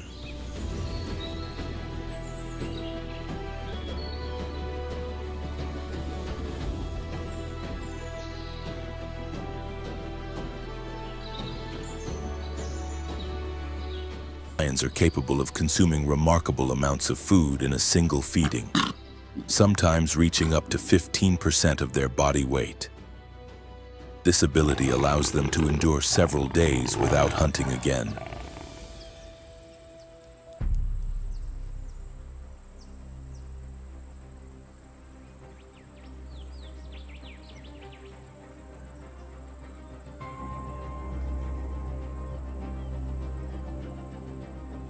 After feeding, they spend long hours resting, digesting their meal and strengthening social bonds through interaction.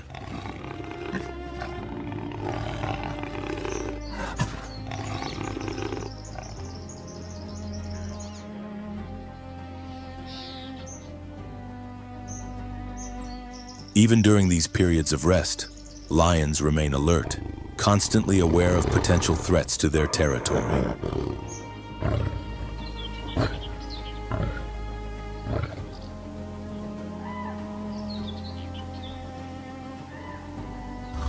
As apex predators, lions play a crucial role in preserving ecological balance.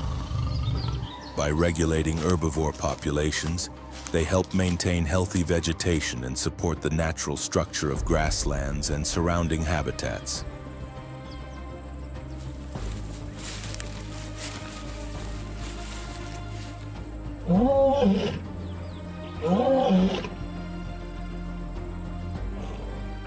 Despite their strength, lions face serious challenges, including habitat loss, human-wildlife conflict, and illegal hunting.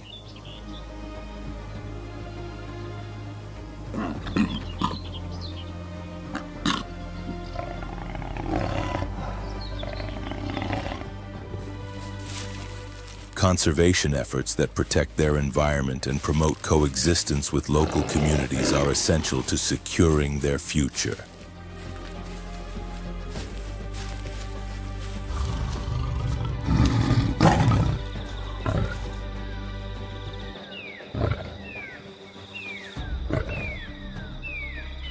Safeguarding lions and the landscapes they inhabit not only ensures the survival of the species, but also preserves the natural balance of ecosystems. Their presence reminds us that every component of the wild is interconnected, and that protecting one species helps sustain the entire web of life.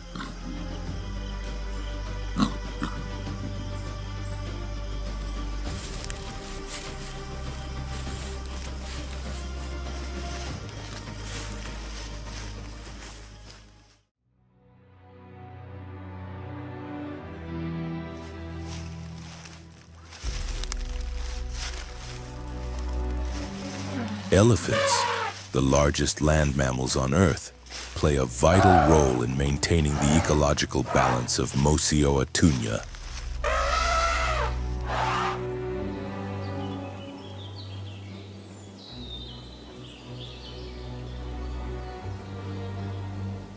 Their immense bodies demand vast amounts of food and water to remain active. An adult can consume nearly 140 kilograms of vegetation each day and drink up to 190 liters of water.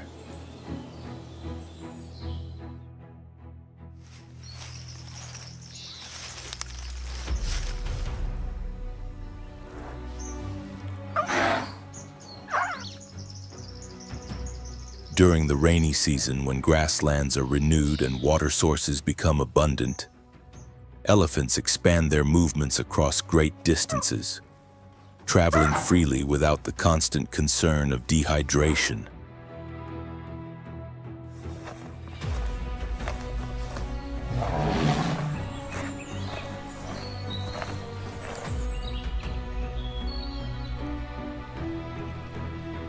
These journeys are driven by more than the search for food. They also reveal the elephant's extraordinary memory, which allows them to recall ancient pathways, safe corridors, and reliable water points, ensuring the survival of the entire herd.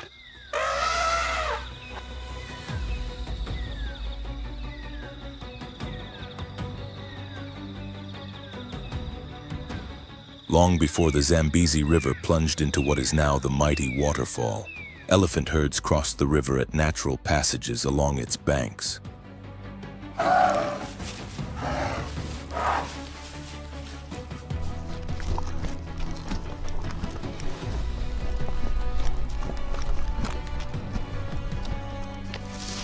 These crossings were essential links in their migratory routes, connecting multiple ecosystems and sustaining a continuous flow of life across the landscape.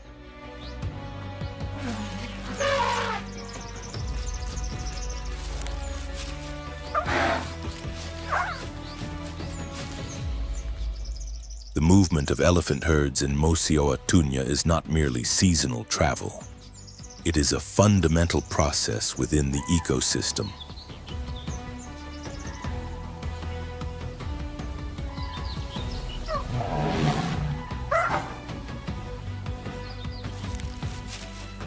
As they advance, elephants carve natural corridors through dense vegetation, allowing sunlight to reach the ground, encouraging the growth of young trees and creating access routes for smaller animals.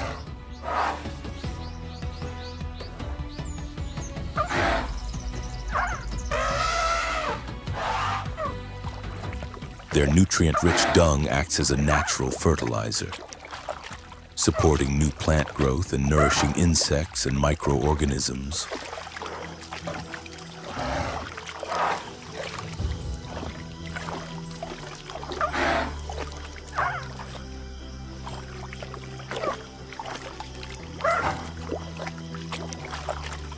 For this reason, areas frequented by elephants often become hotspots of biodiversity, especially during the rainy months.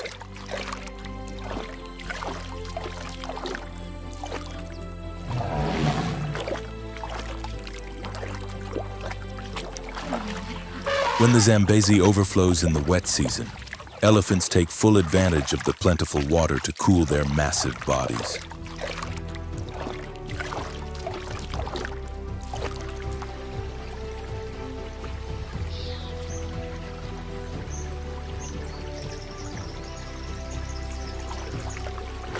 Their swimming ability is both powerful and graceful. They can cross wide stretches of river with ease, using their trunks as natural breathing tubes.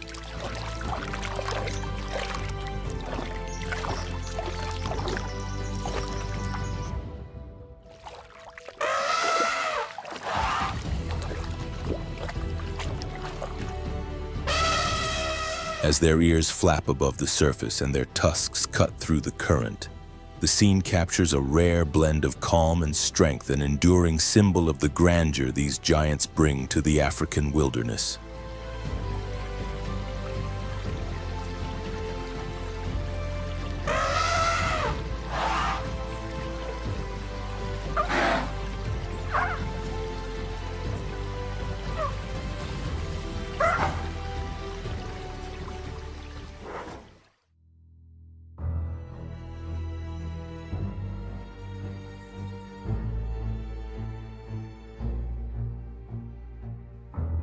During the rainy season, Angolan giraffes take full advantage of the surge in vegetation to meet their demanding dietary needs.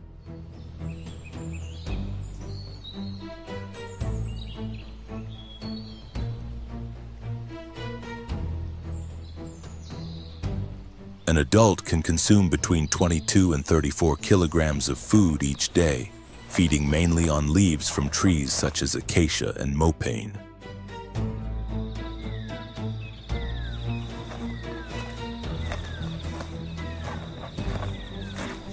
Their long, flexible tongues, measuring up to 45-50 centimeters, allow them to skillfully wrap around branches and strip off foliage with ease, even when it is guarded by sharp thorns.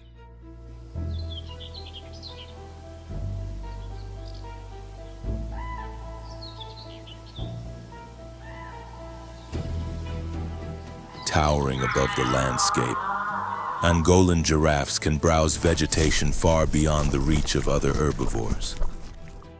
Their remarkable height and elongated neck are the result of millions of years of evolution, shaping a species perfectly adapted to life in open savannas and woodland habitats.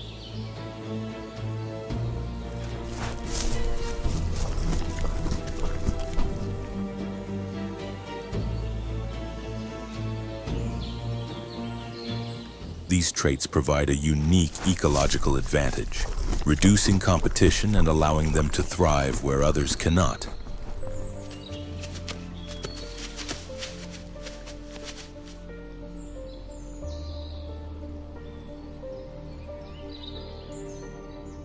In Mosioatunya, Angolan giraffes are most commonly found in grasslands and wooded areas near the Zambezi River, where tender leaves are plentiful during the wet season.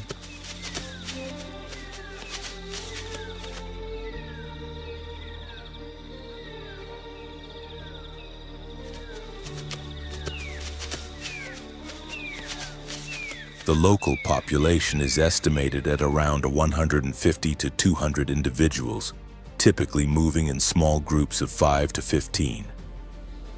By traveling together and following the rhythm of the rains, they make the most of the seasonal abundance that sustains their graceful presence in this dynamic landscape.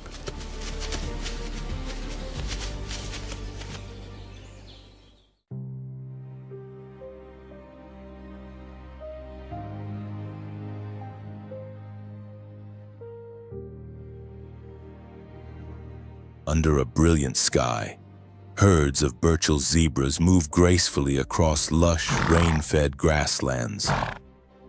In this region, their numbers range from roughly 500 to 700 individuals, descendants of African lineages shaped by millions of years of evolution.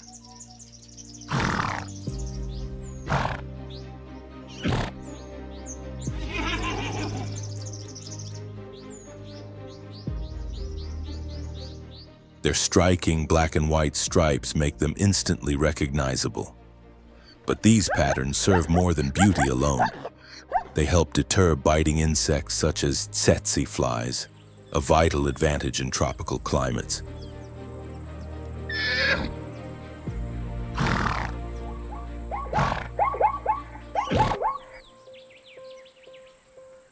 No two zebras share the same stripe pattern. Each design is as unique as a human fingerprint, allowing individuals to be distinguished within the herd.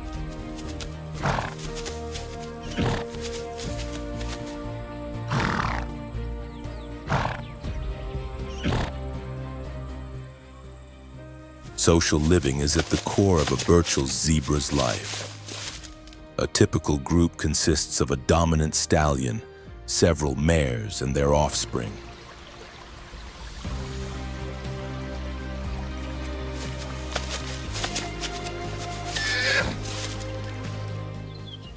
During the rainy season, multiple family units often merge into larger herds, increasing collective safety from predators.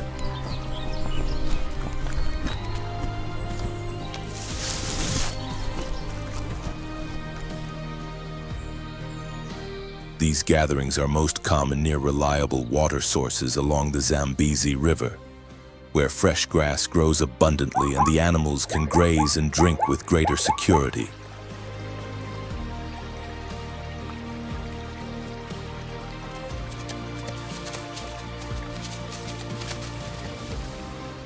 Their survival depends heavily on teamwork.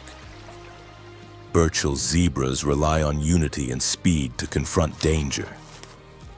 When a threat appears, the herd flees together, making sudden turns and unpredictable movements that confuse predators.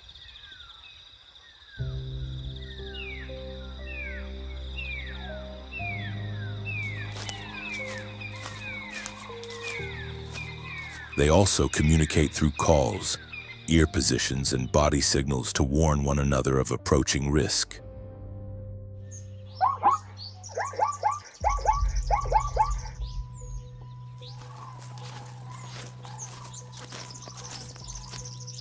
With eyes positioned on the sides of their heads, zebras maintain a wide field of vision, enabling them to detect danger from afar across the open plains.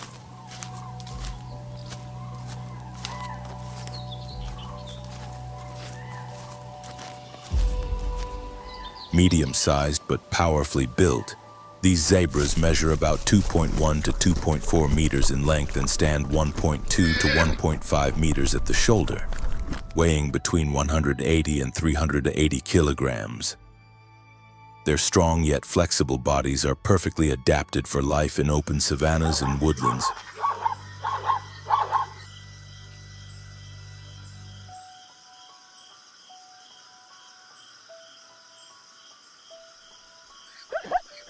Supported by long legs and tough hooves, They can sprint at speeds of up to 40 miles per hour, an essential skill for escaping predators such as African lions and leopards.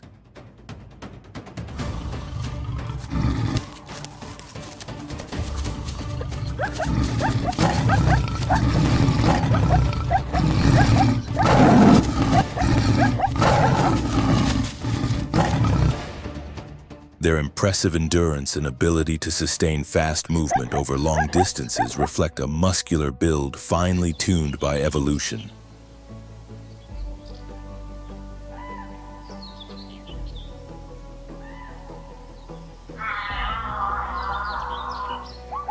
Which country are you watching this wildlife documentary from? Let us know in the comments below.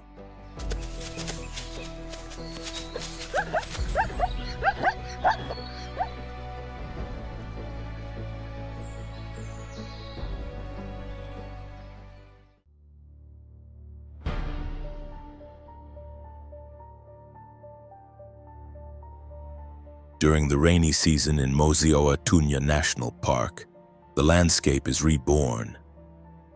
Grasslands and woodlands recover their vitality, and the entire region transforms into a thriving stage where wildlife flourishes.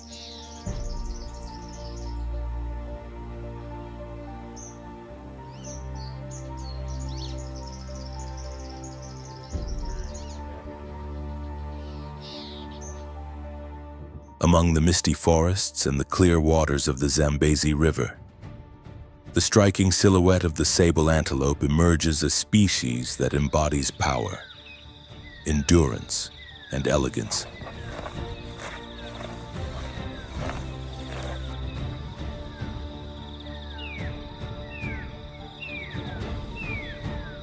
Its glossy dark coat and sweeping curved horns catch the morning light, making it one of the most commanding symbols of the African wilderness.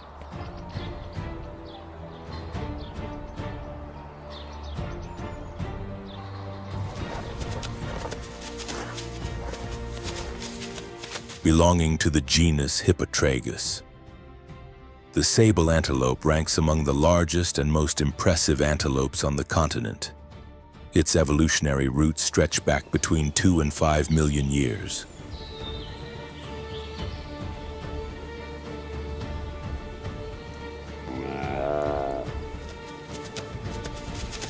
A strongly built body, sturdy limbs, and long arched horns reaching up to 60 inches in adult males serve not only as formidable defenses against predators, but also as tools for maintaining dominance within the herd.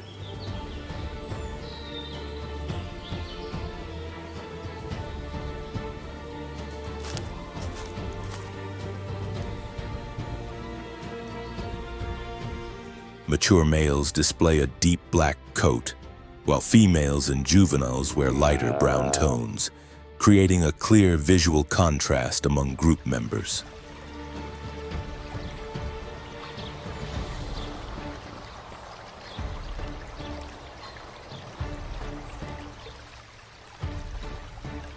In Mosi-oa-Tunya, sable antelopes are most commonly found in open woodlands and riverine grasslands bordering the Zambezi. The rainy season provides an abundance of food, including fresh grasses, leaves, and bark.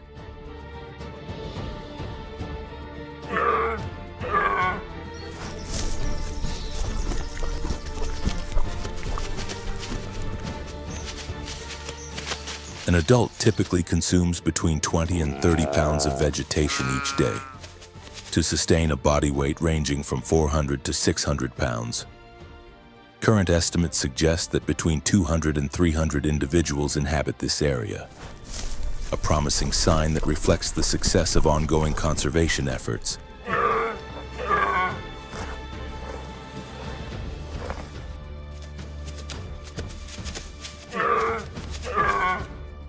Herd structure plays a central role in the life of the sable antelope. A dominant male leads groups of 10 to 30 animals, guiding them toward areas of dense vegetation during the wet months while steering clear of drier zones.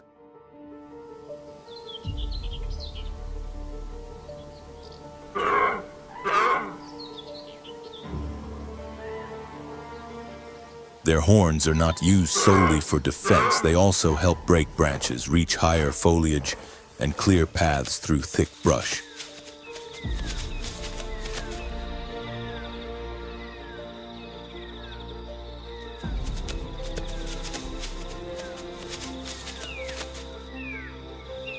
Supported by powerful legs, sable antelopes can run long distances at sustained speeds, an essential advantage when escaping predators.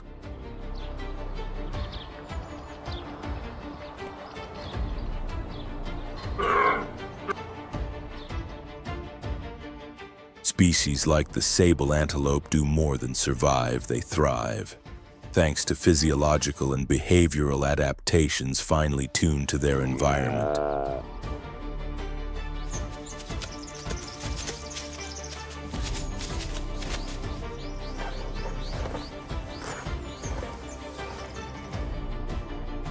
Alongside Burchell's zebras, they form a crucial part of the local ecosystem, helping maintain ecological balance and showcasing the remarkable biodiversity of the region.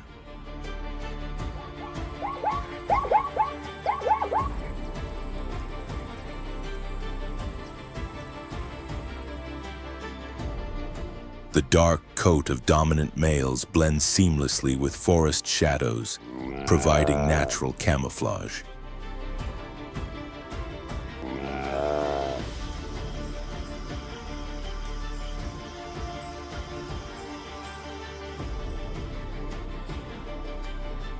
Meanwhile, younger or subordinate males periodically challenge the leader in intense horn-to-horn contests.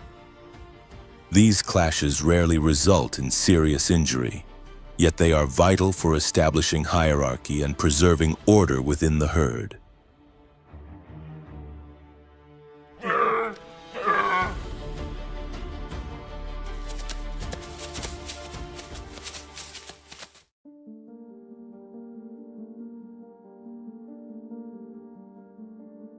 During the rainy season, the cliffs surrounding Victoria Falls become a dynamic stage where nature releases its full force. This dramatic landscape draws the attention of powerful birds of prey, such as the Varro's eagle and the peregrine falcon, circling high above in search of opportunity.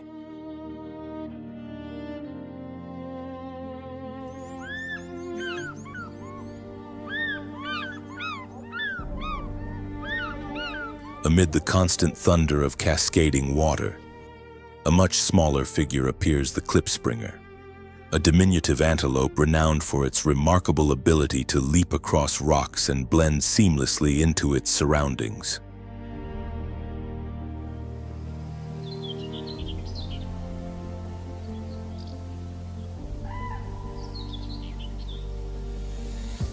A member of the bovid family, the klipspringer traces its origins back millions of years.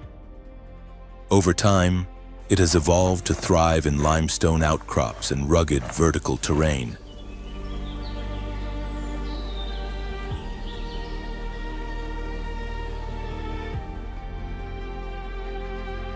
Its name, derived from Afrikaans and meaning rock jumper, perfectly describes its precise and agile movements across near vertical cliff faces.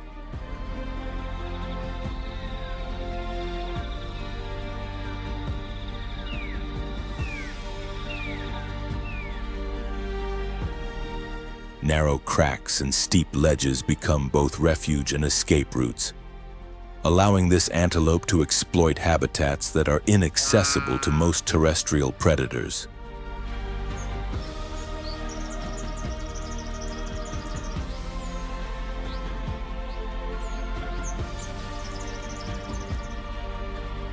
Within Mosi-oa-Tunya National Park, klipspringers are most commonly found along the high cliffs near the falls and within rocky gorges. This environment offers an ideal balance of shelter, food, and safety.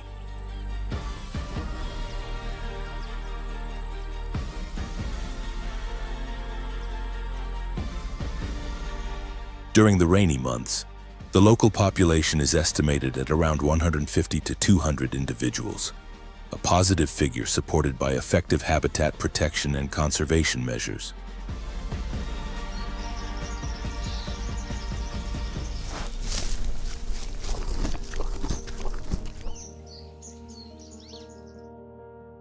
Klipspringers typically live in pairs or small family groups. One individual often stands guard while the others feed or rest. At the first sign of danger, warning signals are given, and the group escapes in a series of rapid, controlled jumps across rocky outcrops.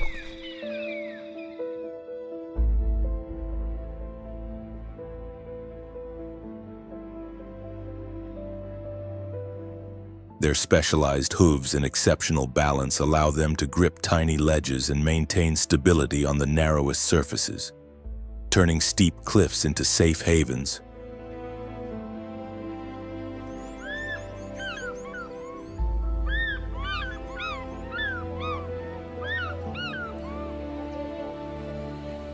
This behavior highlights the deep connection between each species and the environment. It inhabits a delicate balance in which every element supports the next.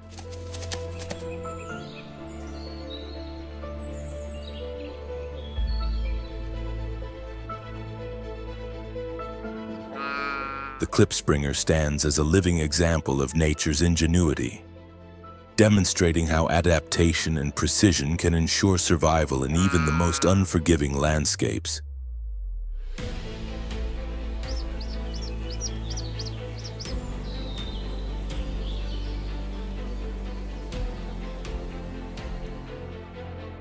As they move effortlessly across treacherous cliffs, the klipspringers seem to embody a simple truth of the wild. Survival demands agility, awareness, and courage.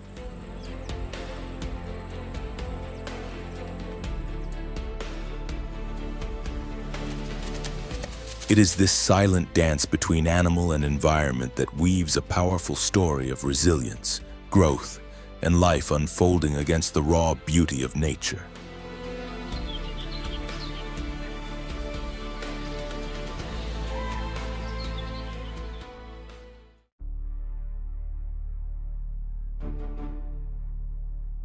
Victoria Falls National Park is a place of striking beauty.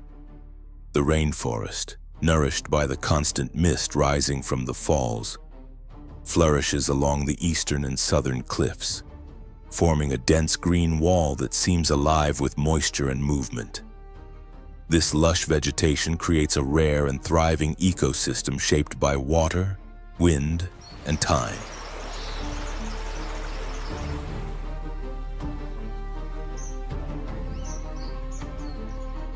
Within this rich environment, the southern white rhinoceros gathers across open grasslands and lightly wooded areas near the Zambezi River.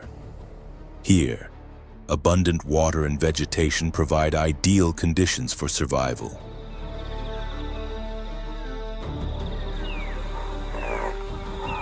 During the rainy season, the river becomes more than a lifeline. It also creates natural mud wallows where rhinos roll to cool their massive bodies and shield their thick skin from biting insects.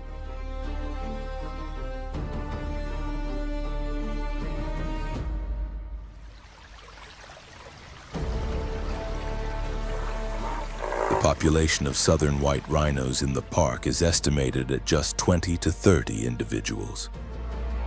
While small, this number reflects a major conservation success.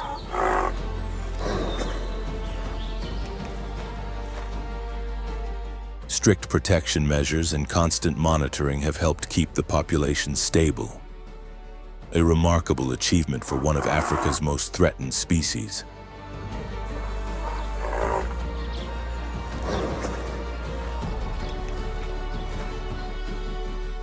Built for grazing, these giants spend much of their day feeding on soft grasses that blanket the plains.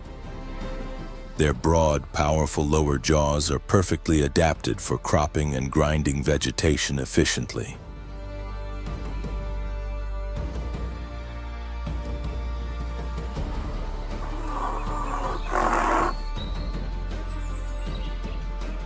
In the rainy season, when fresh grass grows rapidly and water is plentiful, white rhinos are able to meet their nutritional needs with ease, maintaining the strength, resilience, and quiet presence that define these iconic guardians of the African landscape.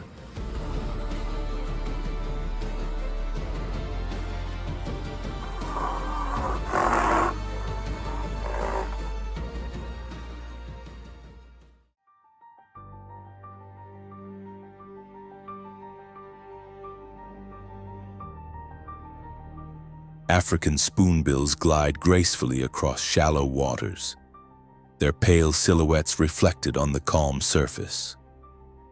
Members of the Threskiornithidae family, they share an ancient evolutionary lineage with herons and ibises.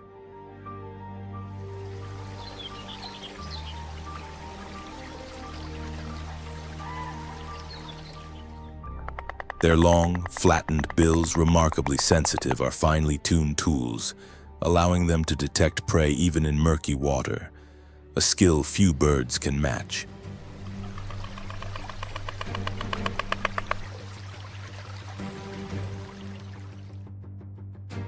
These spoonbills are capable of traveling considerable distances, making short seasonal movements in search of reliable wetlands, particularly during drier months.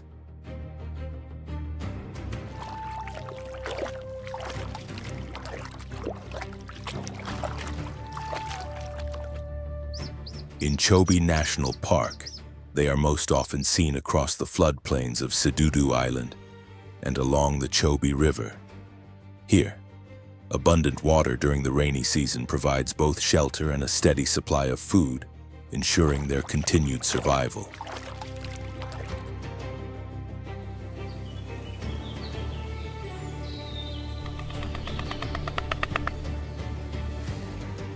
At this time of year, African spoonbills choose nesting sites close to shallow waters, safely removed from most predators.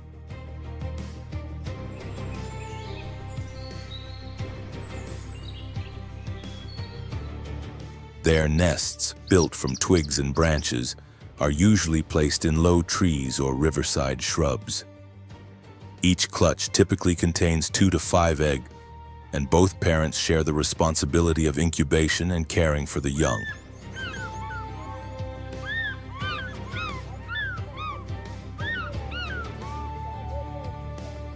Beyond their elegant appearance, African spoonbills play a vital ecological role.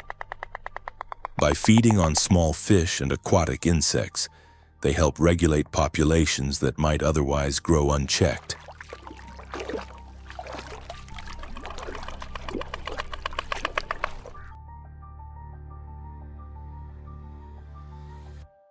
As they sweep their bills through the water, they stir the surface, improving oxygen circulation and supporting healthier aquatic conditions for countless other organisms.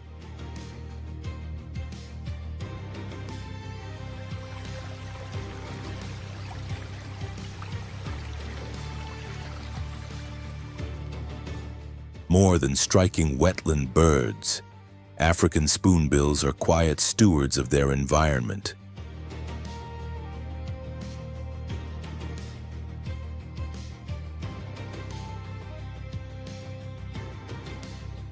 Every gentle movement across the water contributes to the balance of the ecosystem, illustrating nature's remarkable ability to sustain itself where each species, no matter how graceful or subtle, serves a purpose that cannot be replaced.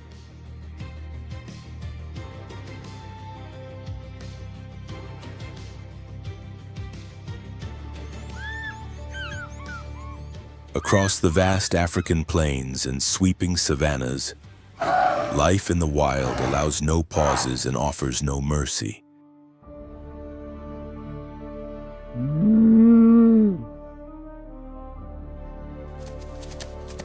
Each day brings a new struggle, where survival hinges on instinct, strength, and speed. Predators remain ever watchful, ready to strike at the slightest sign of weakness, while those pursued must rely on sharp awareness and courage to evade a deadly outcome.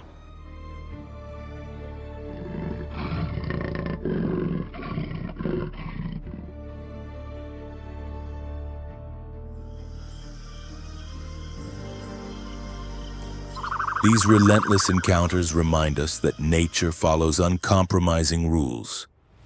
Every species has its role. Every second carries weight, and survival is earned through endurance and determination.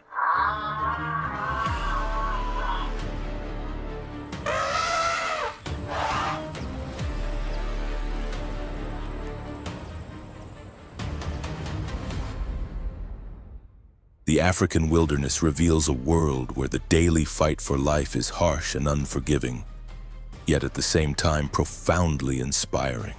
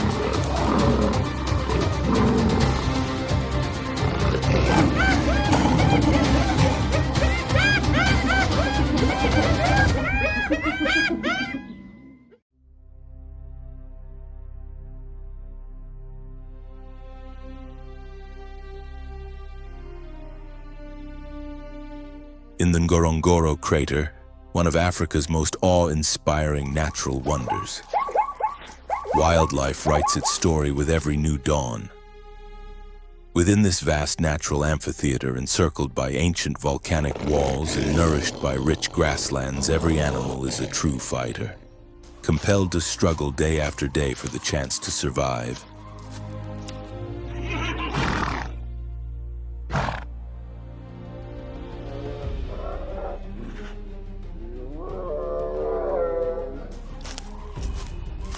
Here, survival follows no simple rules.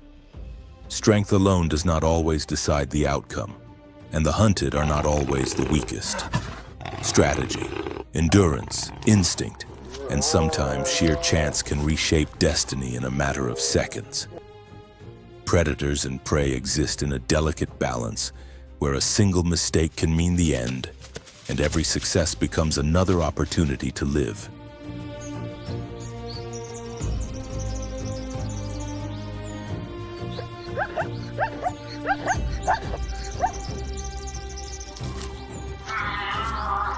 Ngorongoro is a stage where nature reveals its most powerful face raw, unpredictable, yet remarkably balanced.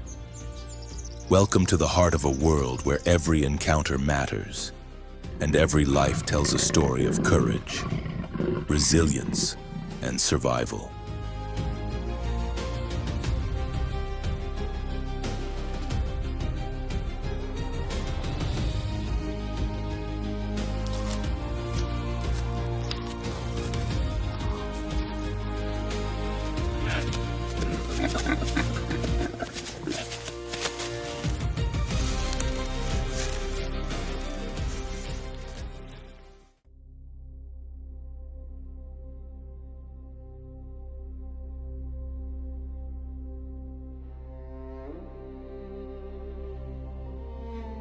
More than 2 million years ago, a colossal volcanic eruption reshaped this land, creating one of the largest and most impressive calderas on Earth.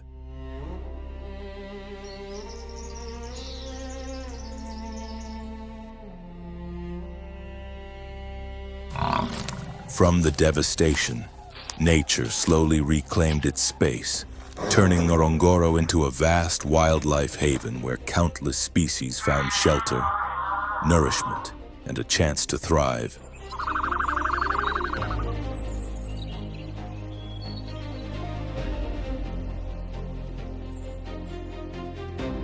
Today, this ancient crater is the stage for relentless struggles for survival. Apex predators such as lions, leopards, and hyenas test their strength against formidable rivals like buffalo and zebras.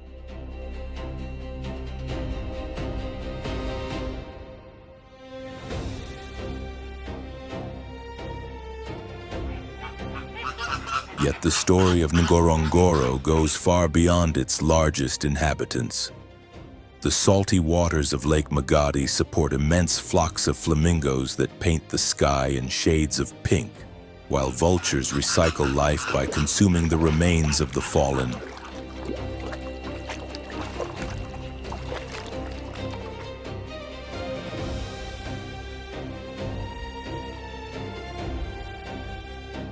Beneath it all, dung beetles work unseen, shaping the soil and helping the grasslands remain rich, fertile, and alive.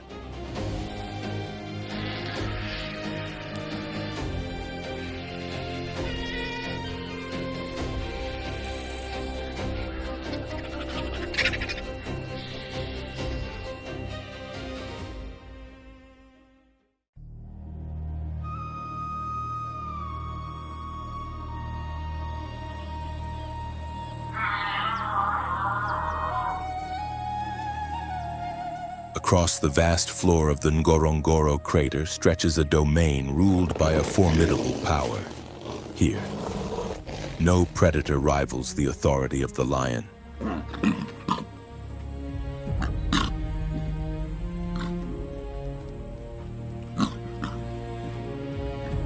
Yet behind this symbol of dominance lies a relentless world of violent clashes, calculated hunts, and extreme trials where survival is never guaranteed.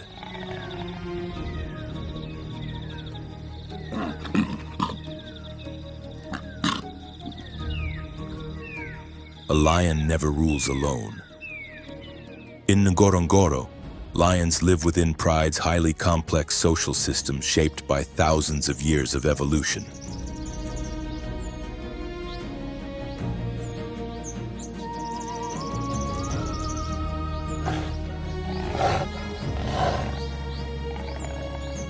A typical pride consists of several adult females, usually 3 to 15, who serve as the primary hunters, alongside one or more dominant males.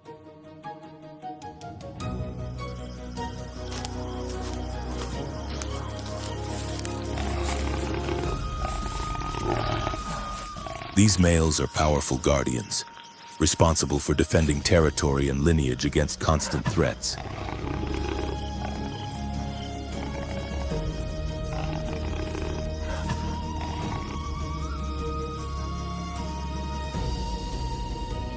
Lionesses form the true foundation of the pride. Beyond their role as hunters, they are devoted mothers.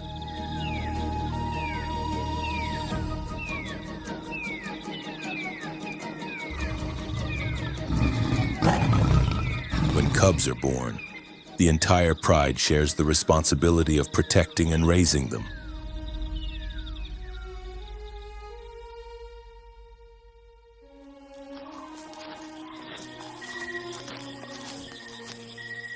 Even so, life on the savanna is unforgiving, and nearly half of all cubs never reach adulthood. From an early age, they must learn to hunt, to defend themselves, and above all, to endure.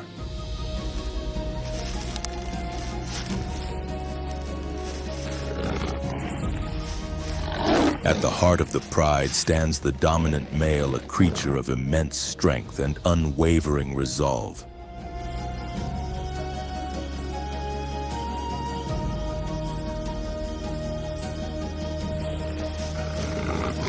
Though he seldom joins the hunt, he will fight relentlessly to protect his bloodline. Exiled males roam the plains as restless challengers, constantly seeking to overthrow him.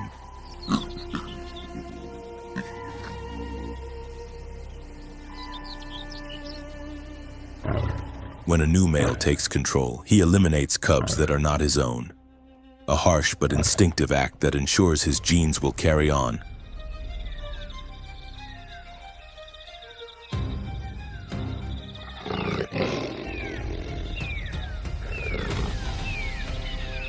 Lions are not the fastest hunters, nor are they the most enduring. They lack the blistering speed of cheetahs and the stamina of African wild dogs. What sets them apart is something far more powerful: flawless coordination.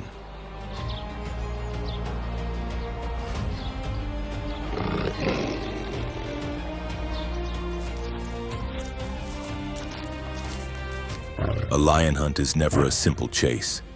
It is a carefully executed strategy, almost like a military maneuver.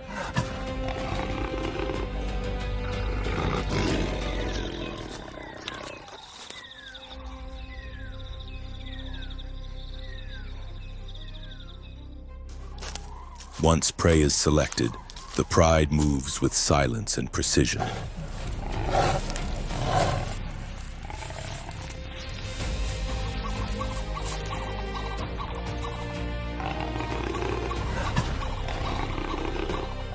One lioness distracts and unsettles the target.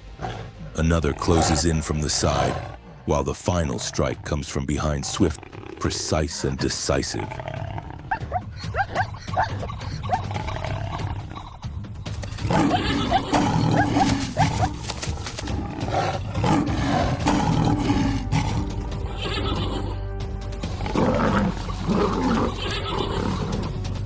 Even so, success is never assured.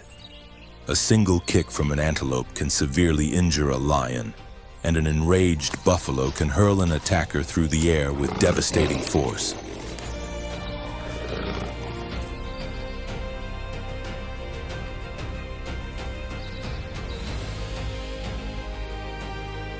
At times, one failed hunt can cost a lion its life.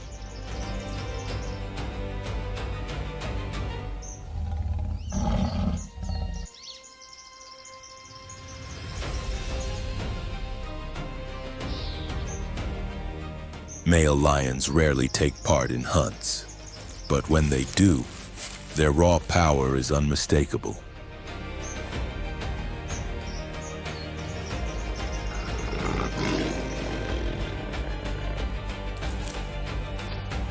A single male can bring down an adult buffalo, though the risk is extreme.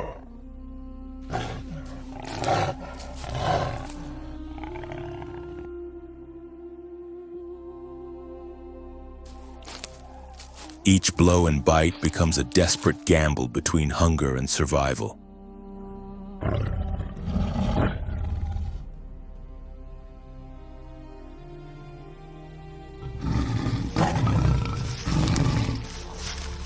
The savanna is more than a landscape of predators and prey.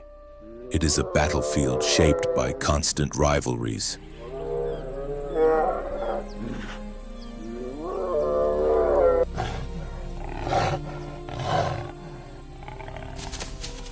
Among the fiercest is the struggle between lions and buffalo.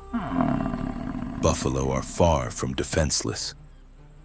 When threatened, they may stand their ground, forming protective circles around their young.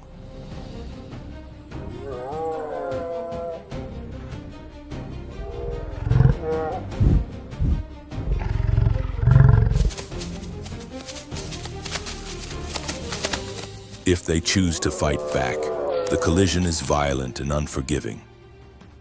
One misstep can send a lion crashing through the air under the force of a relentless charge.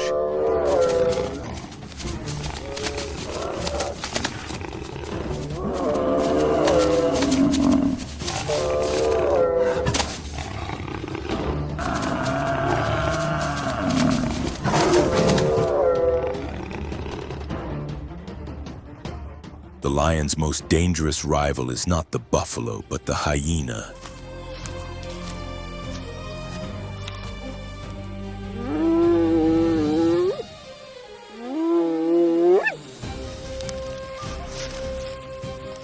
Clever, bold, and remarkably intelligent, hyenas are always searching for an opening.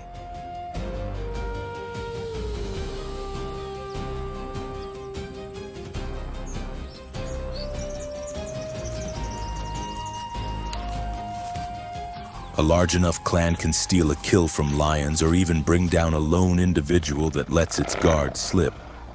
The conflict between lions and hyenas has burned for centuries.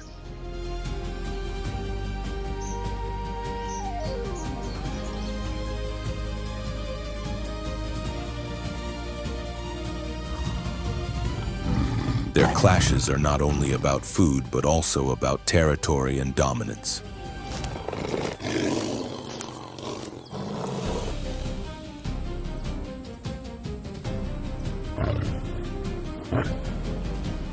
An adult male lion can kill a hyena with a single powerful bite, yet when outnumbered, even the king of the savannah is forced to retreat.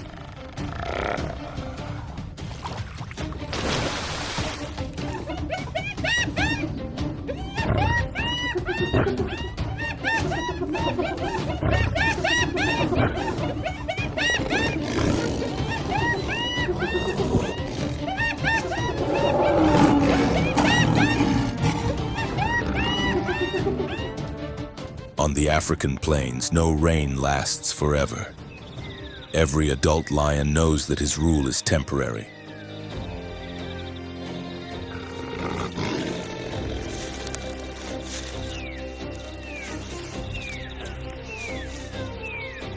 As age slowly erodes his strength, wandering males begin to eye the pride, waiting for the moment to challenge his authority.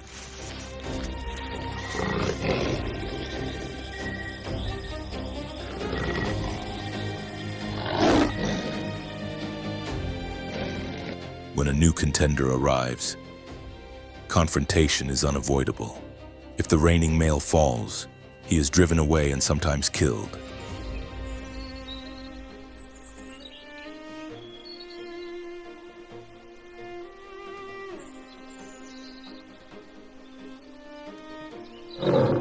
Control of the pride shifts to the victor, and cubs that are not his own are eliminated, clearing the way for his lineage to take hold.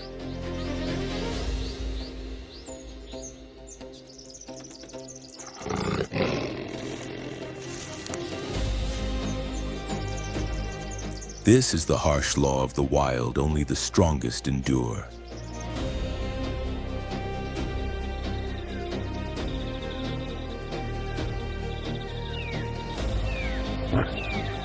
Among the towering crater walls and endless grasslands of Ngorongoro, where powerful predators like lions and hyenas rule the land, every single day becomes a struggle for the right to survive.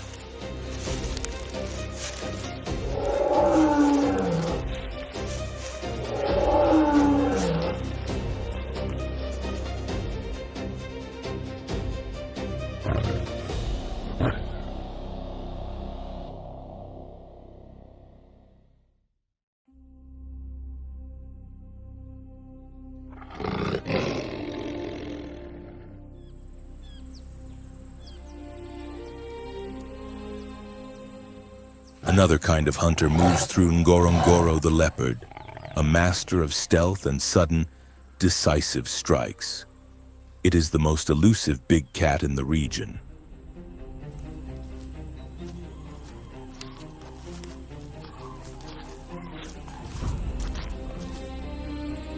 Unlike lions, it does not display its power openly, and unlike hyenas, it does not rely on a clan.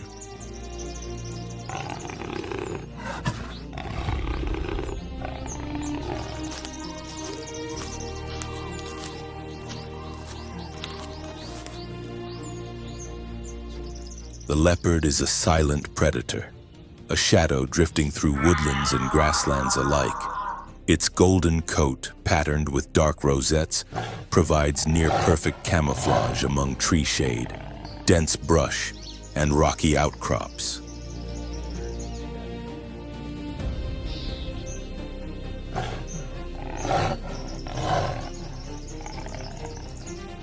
Leopards are remarkably adaptable animals.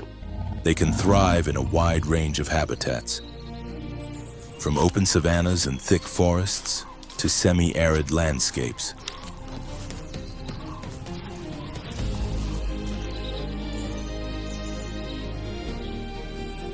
No matter where they live, they remain discreet and mysterious, revealing themselves only when the moment to strike has arrived.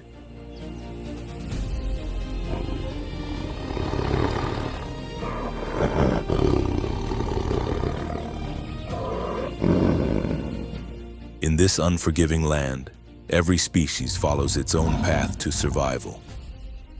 Lions depend on strength and cooperation, while cheetahs rely on explosive speed across open plains.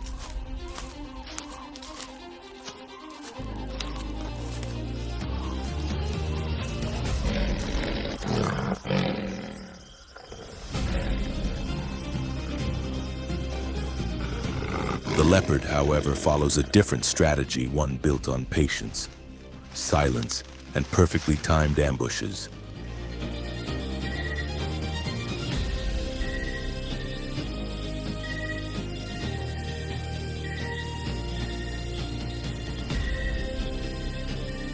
A leopard never rushes. It watches from the shadows with absolute calm, every movement deliberate and soundless.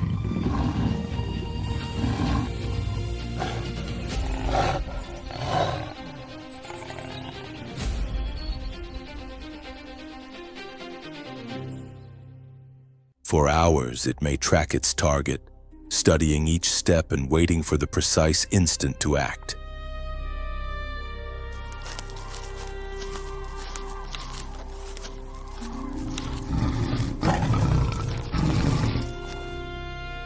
When the time comes, its body seems to merge with the darkness, using rocks and shrubs as cover, advancing slowly until escape is no longer possible.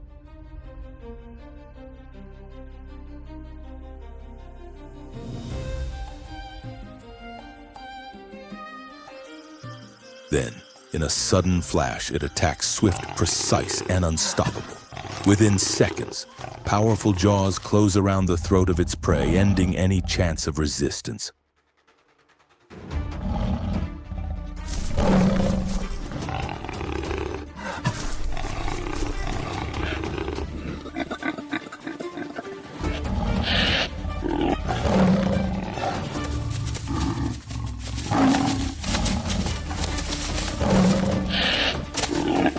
Yet the hunt does not end with the kill.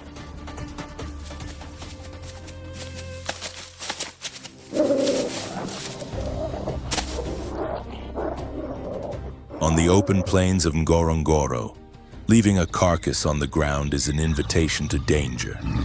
Lions and hyenas patrol constantly, ready to steal a hard-won meal.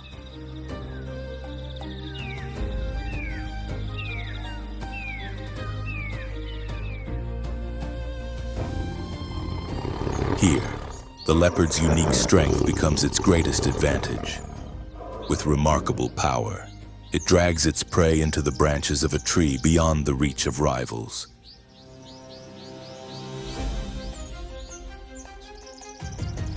Even antelopes heavier than the leopard itself can be lifted with ease. This is survival for a solitary hunter.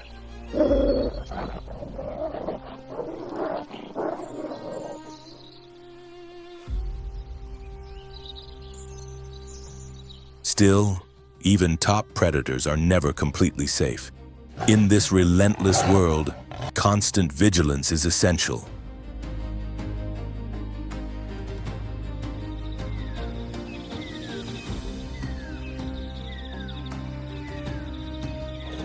Lions pose the greatest threat. An adult male can kill a leopard with a single blow. Hyenas, persistent and numerous, relentlessly attempt to steal its food.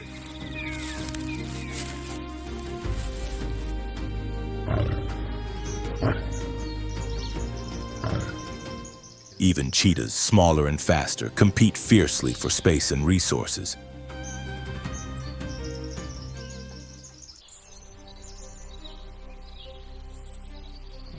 But the leopard is rarely an easy target. When pursued, it does not stand and fight, it vanishes. In seconds, it can scale a tree or melt into the shadows, leaving danger behind.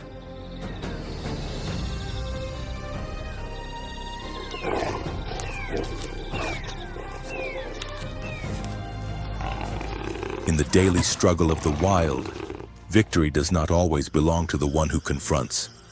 Sometimes survival means remaining unseen.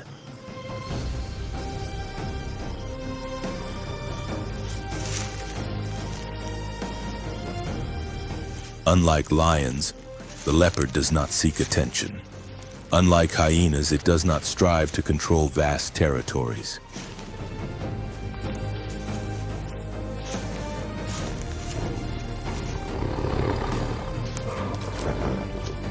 It is a solitary ruler, a silent predator that reigns from the darkness.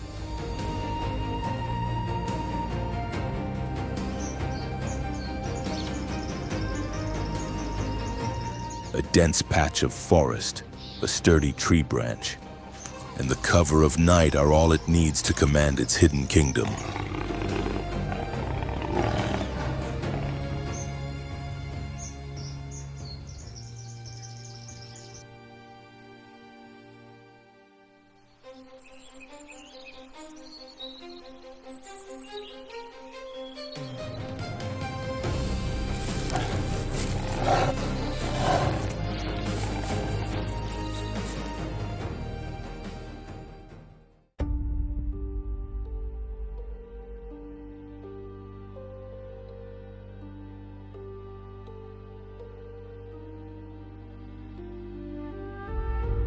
When people think of hyenas, they often picture scavengers trailing lions and waiting for leftovers.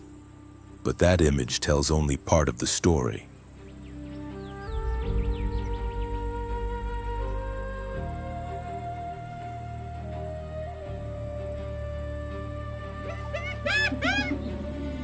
In reality, hyenas rank among the most efficient predators on the savanna.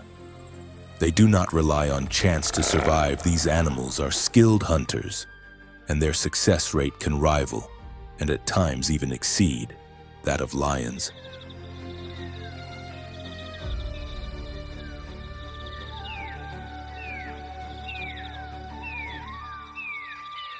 Beneath their seemingly awkward appearance lies a highly complex society.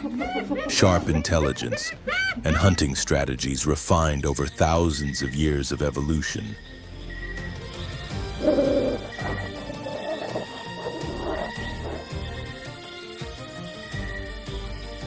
Hyenas do not thrive alone. Their strength comes from the clan.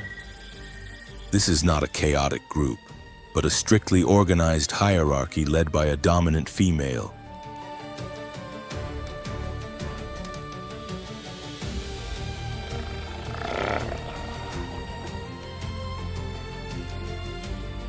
In hyena society, females hold absolute authority.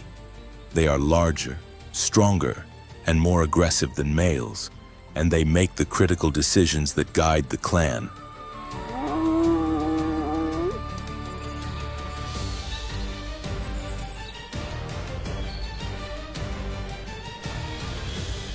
Under the leadership of the matriarch, the clan operates like a disciplined force, coordinated, strategic, and relentless. A hunt begins with subtle signals understood only by clan members.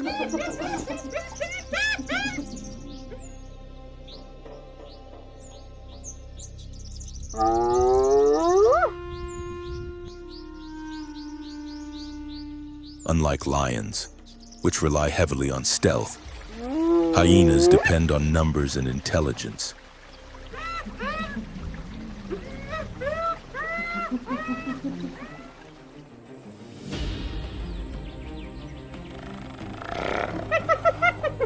When one spots a potential target, it does not rush in. Instead, it sends short vocal cues, summoning the others.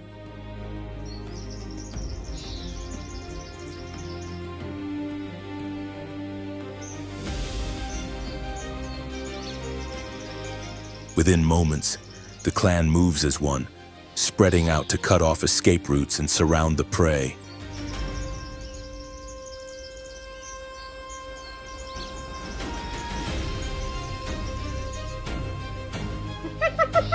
An aging buffalo, its curved horns worn and its movements slow, senses the danger and attempts to rejoin the herd.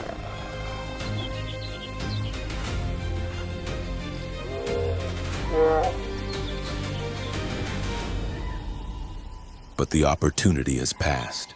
Fast-moving shapes close in from all sides.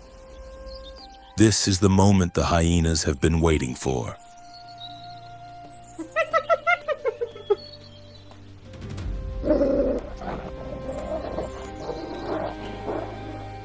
If hunting is an art, then stealing is a skill hyenas have mastered.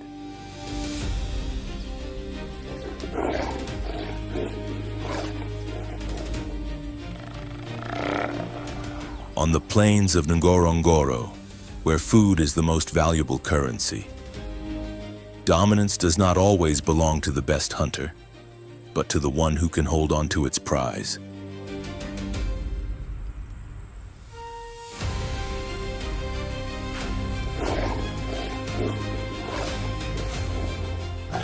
Lions overpower their prey with brute strength.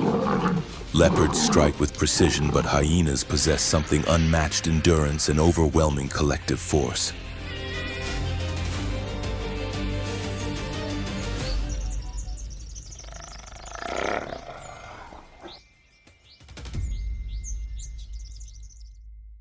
A lion, exhausted after a long chase, finally brings down its kill and claims its reward.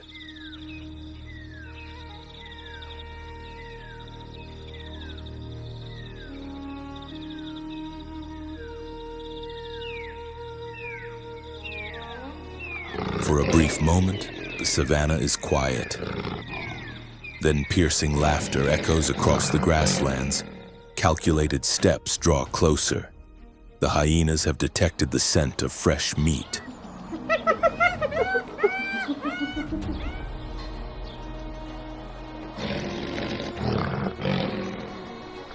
They do not charge blindly.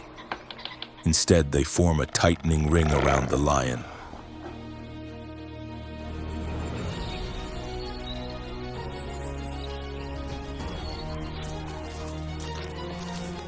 One advances with taunting growls, testing its resolve. Another moves along the flank, applying steady pressure.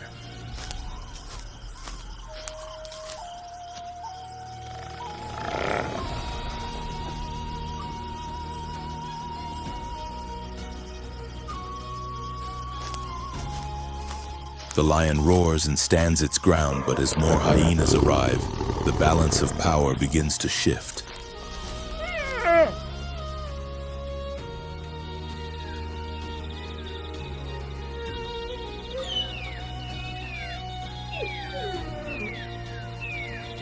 The hyenas do not need a direct confrontation. They simply wait until the lion realizes that no meal is worth the risk of death.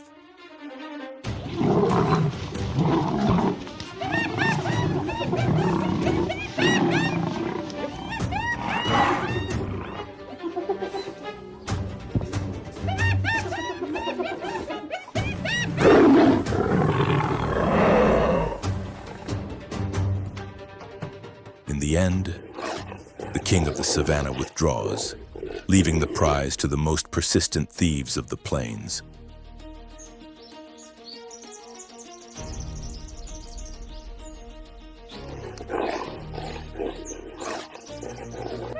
Hyenas are far more than scavengers within the food chain. They are not weak, nor are they cowardly.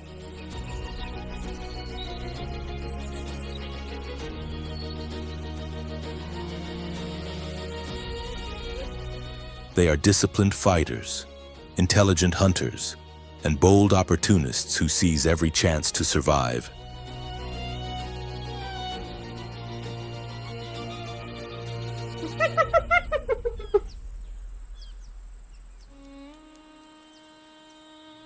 In a harsh world where vulnerability has no place, hyenas do more than endure. They assert their presence and rule the savanna in their own relentless way.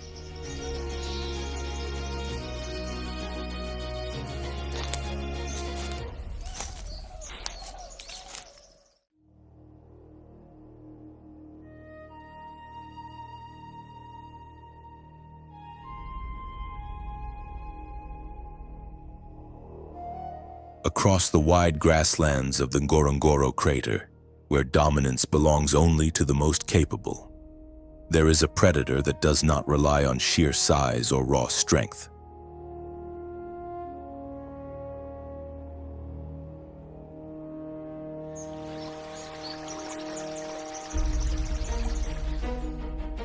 Its true power lies in discipline, speed, and flawless teamwork. These are African wild dogs, exceptional hunters with success rates that can reach up to 80%, the highest among all large predators.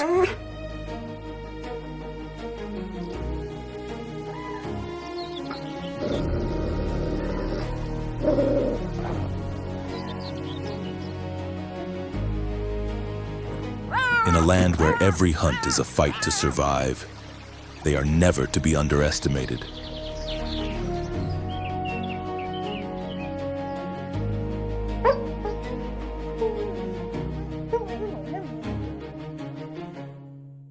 Unlike the iconic rulers of the savannah, African wild dogs lack the massive build of lions or the brute force of hyenas.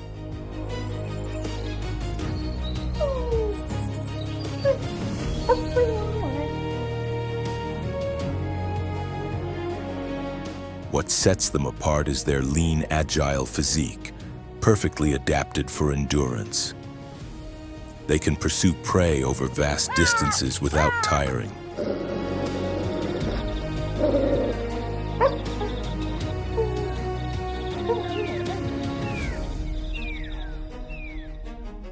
Their mottled coats of brown, black, and white not only make each individual unique, but also provide natural camouflage in tall grass.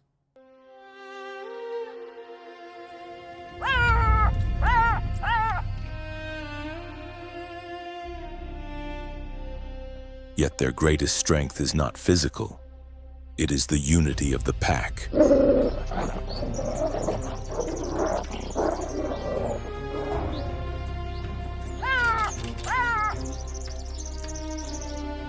African wild dogs live in tightly structured social groups. A dominant breeding pair, male and female, guides the pack's movements, hunting decisions, and overall survival.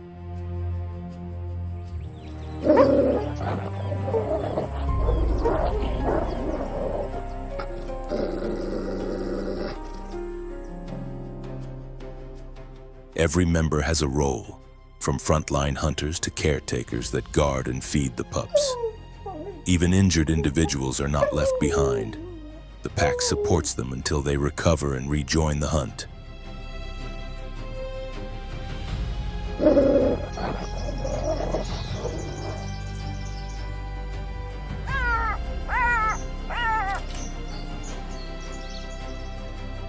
A wild dog hunt is never a solitary effort.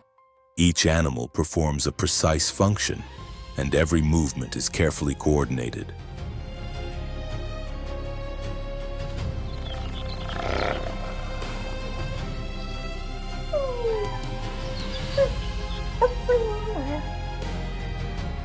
Unlike cheetahs, which rely on brief bursts of speed, or lions, which depend on power, wild dogs employ a different strategy altogether: endurance hunting.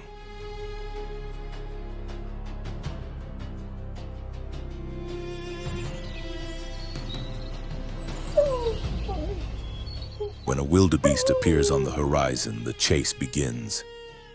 They do not depend on ambush or surprise. Instead, they trust their method.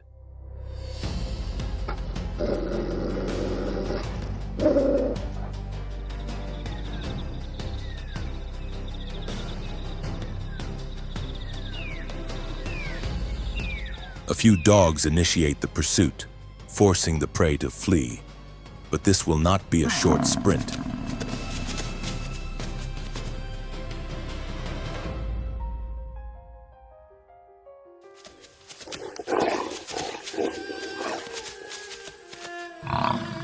The farther it runs, the more vulnerable it becomes. The pack takes turns leading the chase. When one dog slows, another seamlessly replaces it, ensuring constant pressure.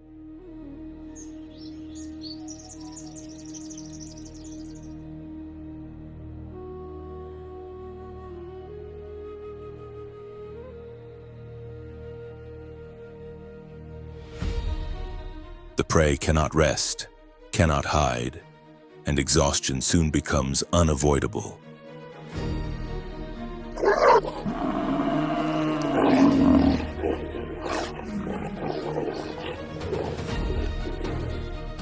As panic sets in, strength fades. Breathing grows heavy, and speed declines. That is the moment the pack closes in.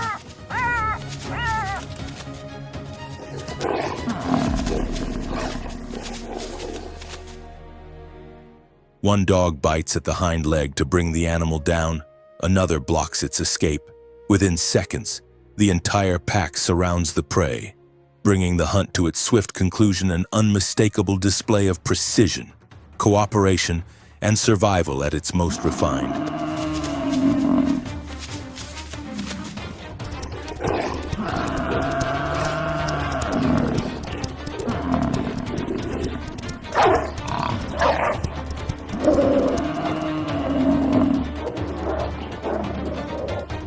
Despite their remarkable efficiency, African wild dogs are far from invulnerable. The savanna offers no absolute safety.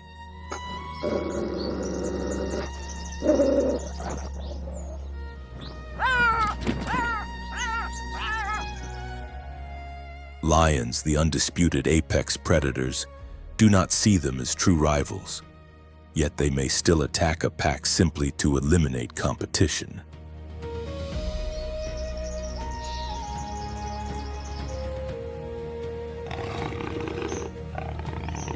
Agile and intelligent as they are, wild dogs lack the raw power to confront lions directly. When faced with such danger, their only option is to flee.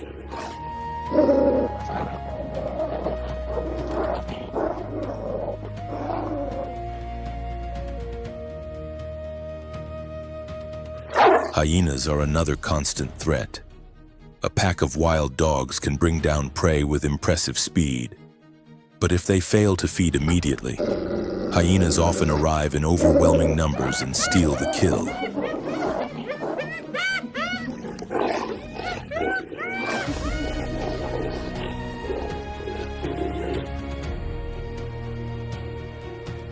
The dogs cannot defend their meal through force alone, nor can they afford to hesitate. They must eat quickly and move on before their presence draws unwanted attention.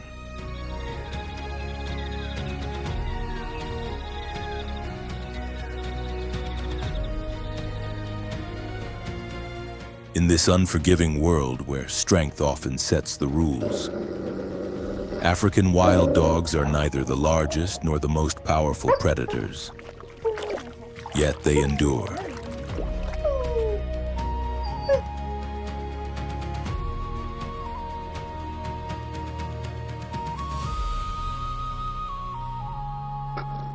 Through cooperation, sharp intelligence, and near-perfect hunting strategies, they have survived for thousands of years, earning their place as one of the most successful hunters on the African savanna.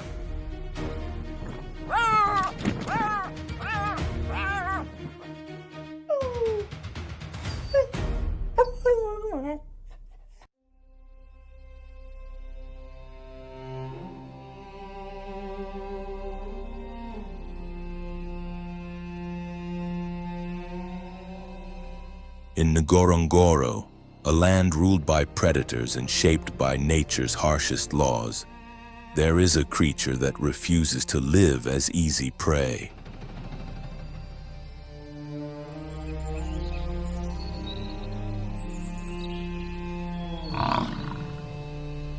Within this unforgiving landscape stands one of the savanna's true warriors, the African buffalo.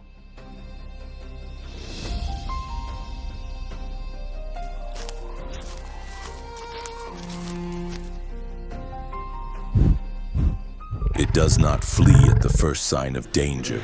It does not surrender to fear. When threatened, it stands its ground, ready to fight.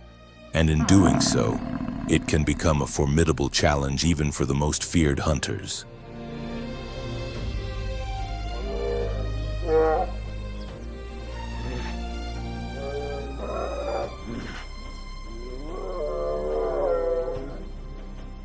An adult buffalo is anything but ordinary, weighing between 600 and nearly 1,000 kilograms, with powerful muscles and legs capable of carrying it at speeds of up to 55 kilometers per hour. Its sheer presence commands respect.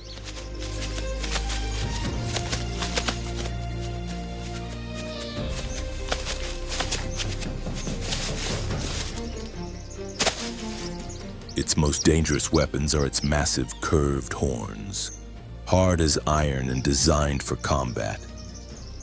These horns can pierce the hide of any attacker, while its thick skin offers protection even against the bites of lions.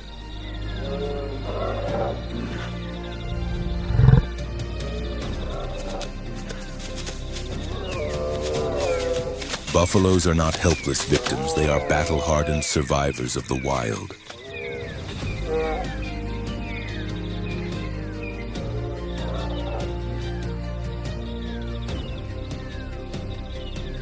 Buffaloes do not move across the savanna alone. They travel in vast herds that can number between 200 and 500 individuals, forming a living fortress. This is not a chaotic crowd, but a disciplined formation.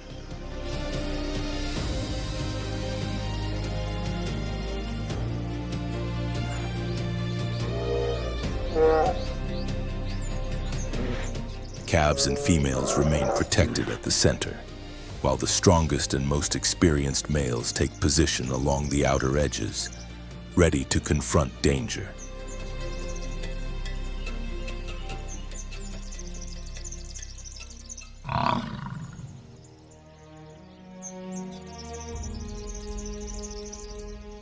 When a threat appears, they do not scatter in panic. Instead, they stand united, hold their ground, and face their enemy with unyielding resolve.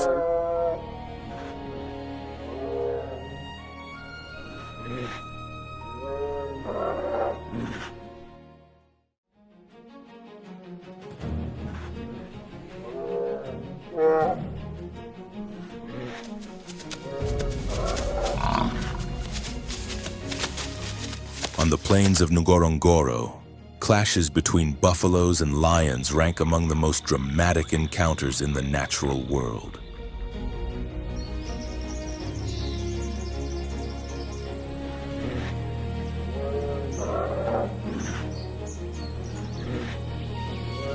Lions, Africa's apex predators, constantly search for opportunities to isolate a buffalo, yet they know the danger is extreme.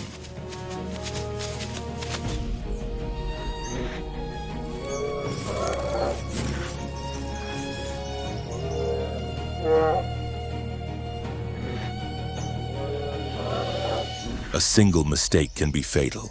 A fully grown buffalo can hurl a 200-kilogram lion into the air with one charge, and a precise strike from its horns can end a predator's reign in seconds.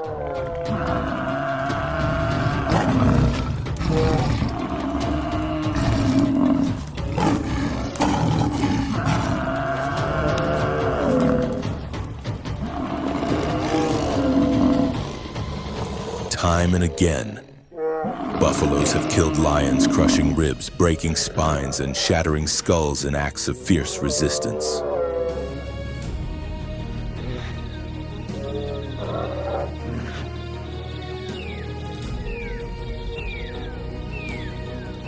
That is why lions rarely attempt to take down a buffalo on their own. Success depends on teamwork surrounding the target and trying to isolate the weakest individual, the old, the young, or the injured.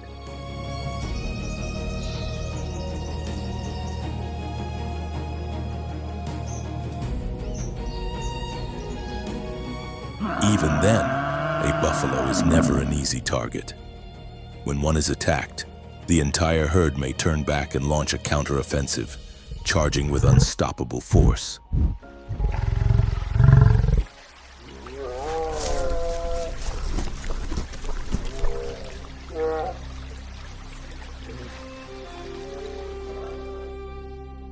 Their sharpened horns and raw power can scatter even the most seasoned lions, forcing them to retreat.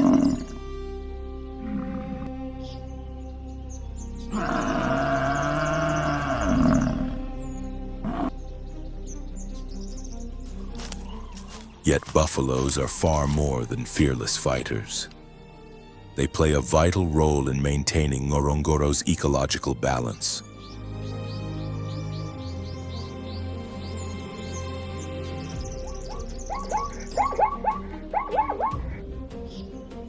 As they move across the land, they graze tall grasses, creating open spaces that benefit smaller herbivores such as gazelles and impalas, and helping to preserve the natural structure of the ecosystem.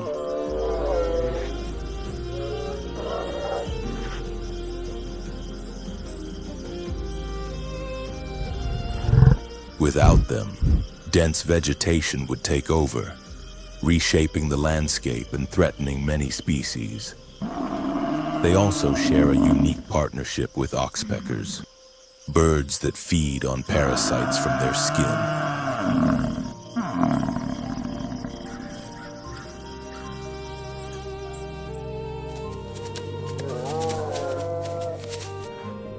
With every step, buffaloes stir up insects from the ground, providing food for countless other birds.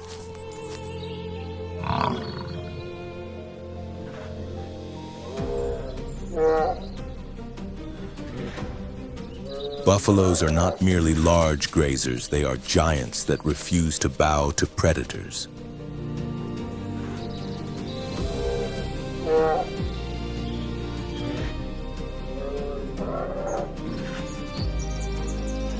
When a herd advances, it is not just in search of fresh pasture.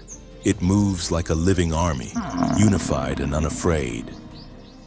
Lions may succeed in hunting them, but they can never truly dominate them.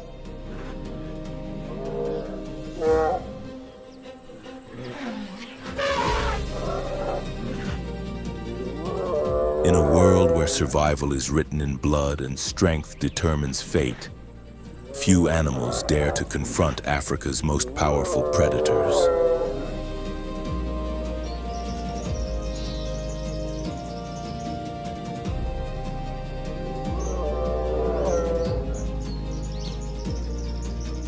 The buffalo stands among them. It does not retreat. It holds its ground. It fights, and when necessary, it drives even the mightiest hunters into flight. This is the legacy of Ngorongoro's indomitable warriors.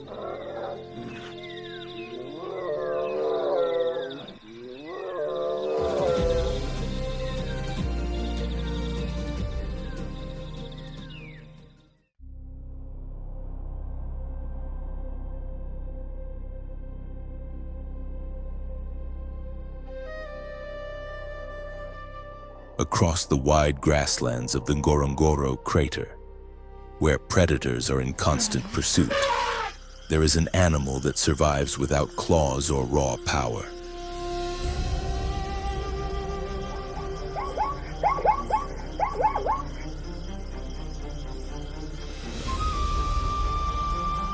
Its greatest defenses are speed, strategy, and a mystery that has fascinated scientists for centuries: the zebra.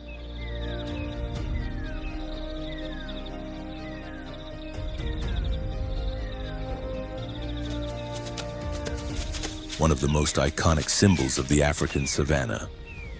The zebra is known not only for its graceful stride, but also for its striking black and white coat, a vital adaptation that helps confuse some of nature's most efficient hunters.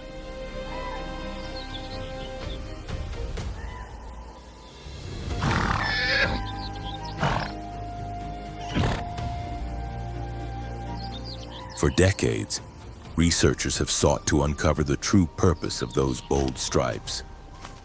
Are they simply a unique pattern, or do they serve a critical function?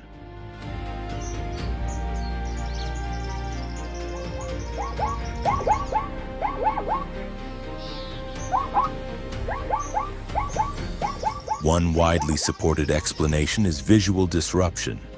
A single zebra may stand out in the open, but when a herd moves together, their overlapping patterns merge into a shifting optical illusion.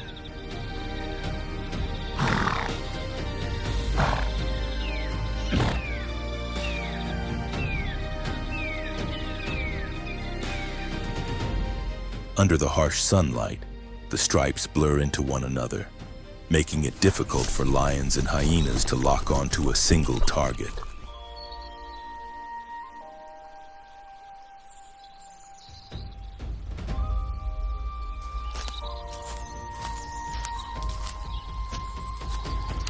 Recent studies suggest another remarkable advantage: temperature regulation.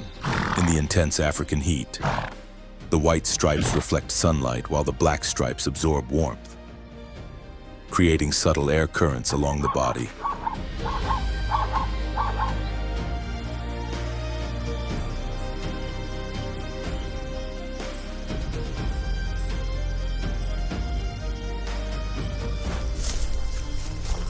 This natural cooling effect helps zebras regulate their body temperature and conserve energy, even during the hottest hours of the day.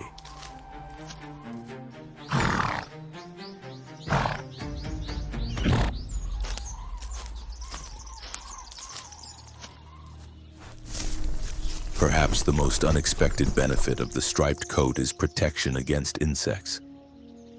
Blood-feeding flies and disease-carrying mosquitoes, serious threats to many savanna herbivores, rarely settle on zebras.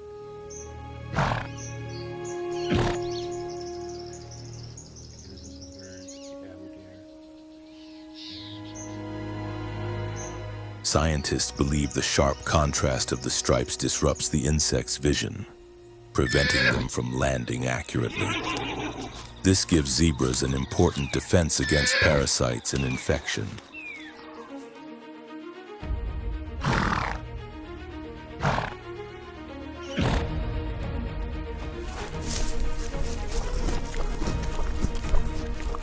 Despite these extraordinary adaptations, zebras remain among the most targeted prey in Ngorongoro.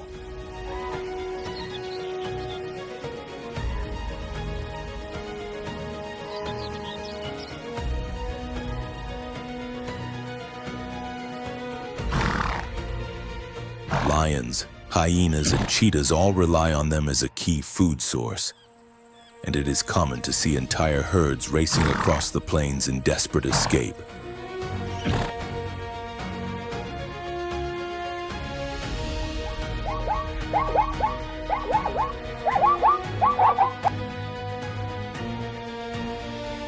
Yet zebras are far from defenseless.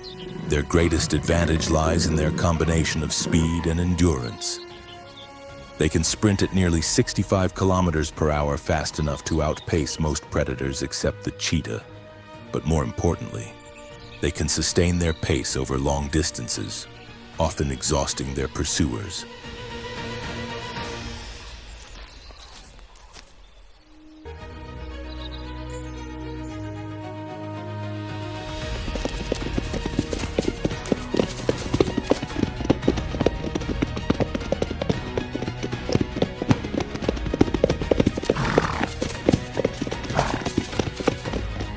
And when escape is no longer possible, zebras fight back.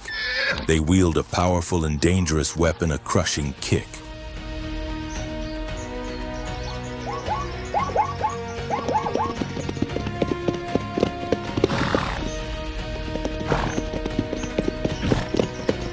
A well-placed strike from an adult can break bones, inflict serious injuries, and even disable a lion, forcing the attacker to retreat.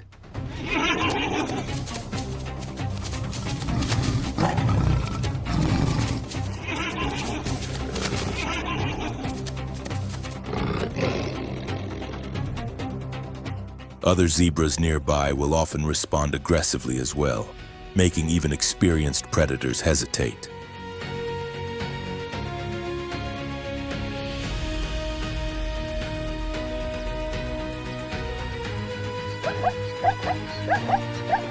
Beyond their powerful legs, zebras also possess surprisingly strong jaws.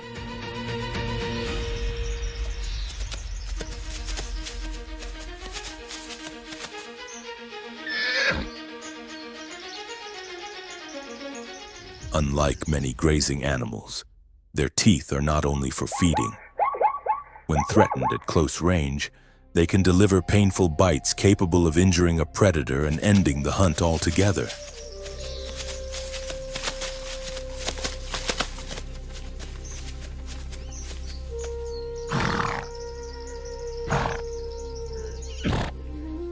In the unforgiving world of Ngorongoro, survival belongs not only to the strongest, but to those equipped with intelligence, resilience, and adaptations honed by time.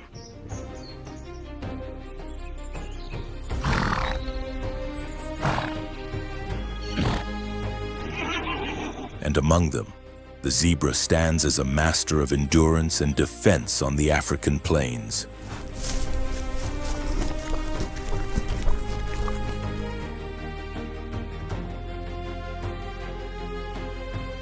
Even so, escape is never guaranteed.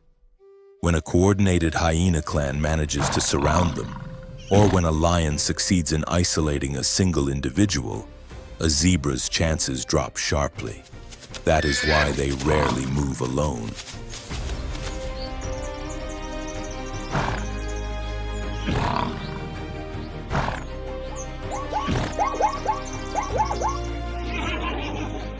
Survival depends on the shifting patterns of their stripes and the safety found within the herd, where confusion and numbers offer their best protection.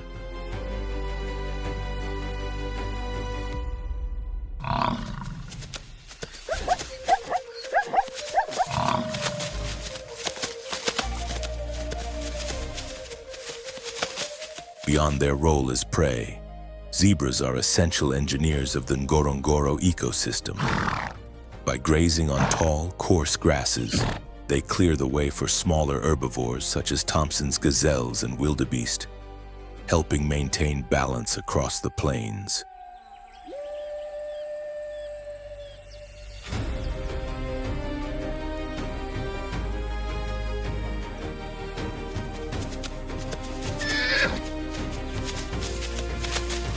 Their seasonal movements also shape the rhythms of other species, triggering food chains that would struggle to exist without them.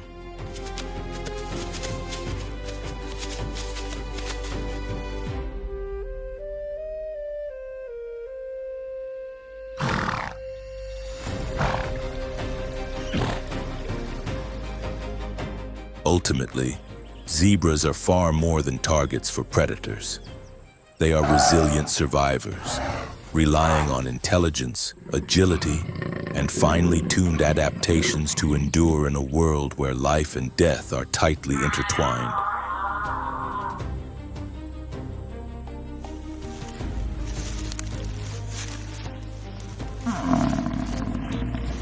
Across the vast African plains, they continue to move forward with quiet determination. Their stripes confounding hunters generation after generation, standing among the most enduring species on the continent.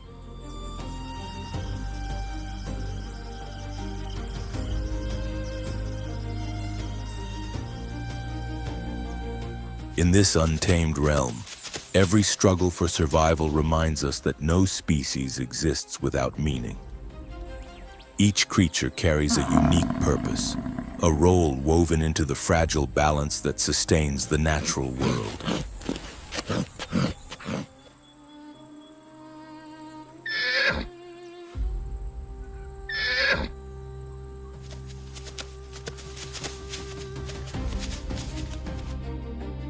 From the most powerful predators to the most vulnerable prey, all are vital links in a chain that has kept life moving forward for thousands of years.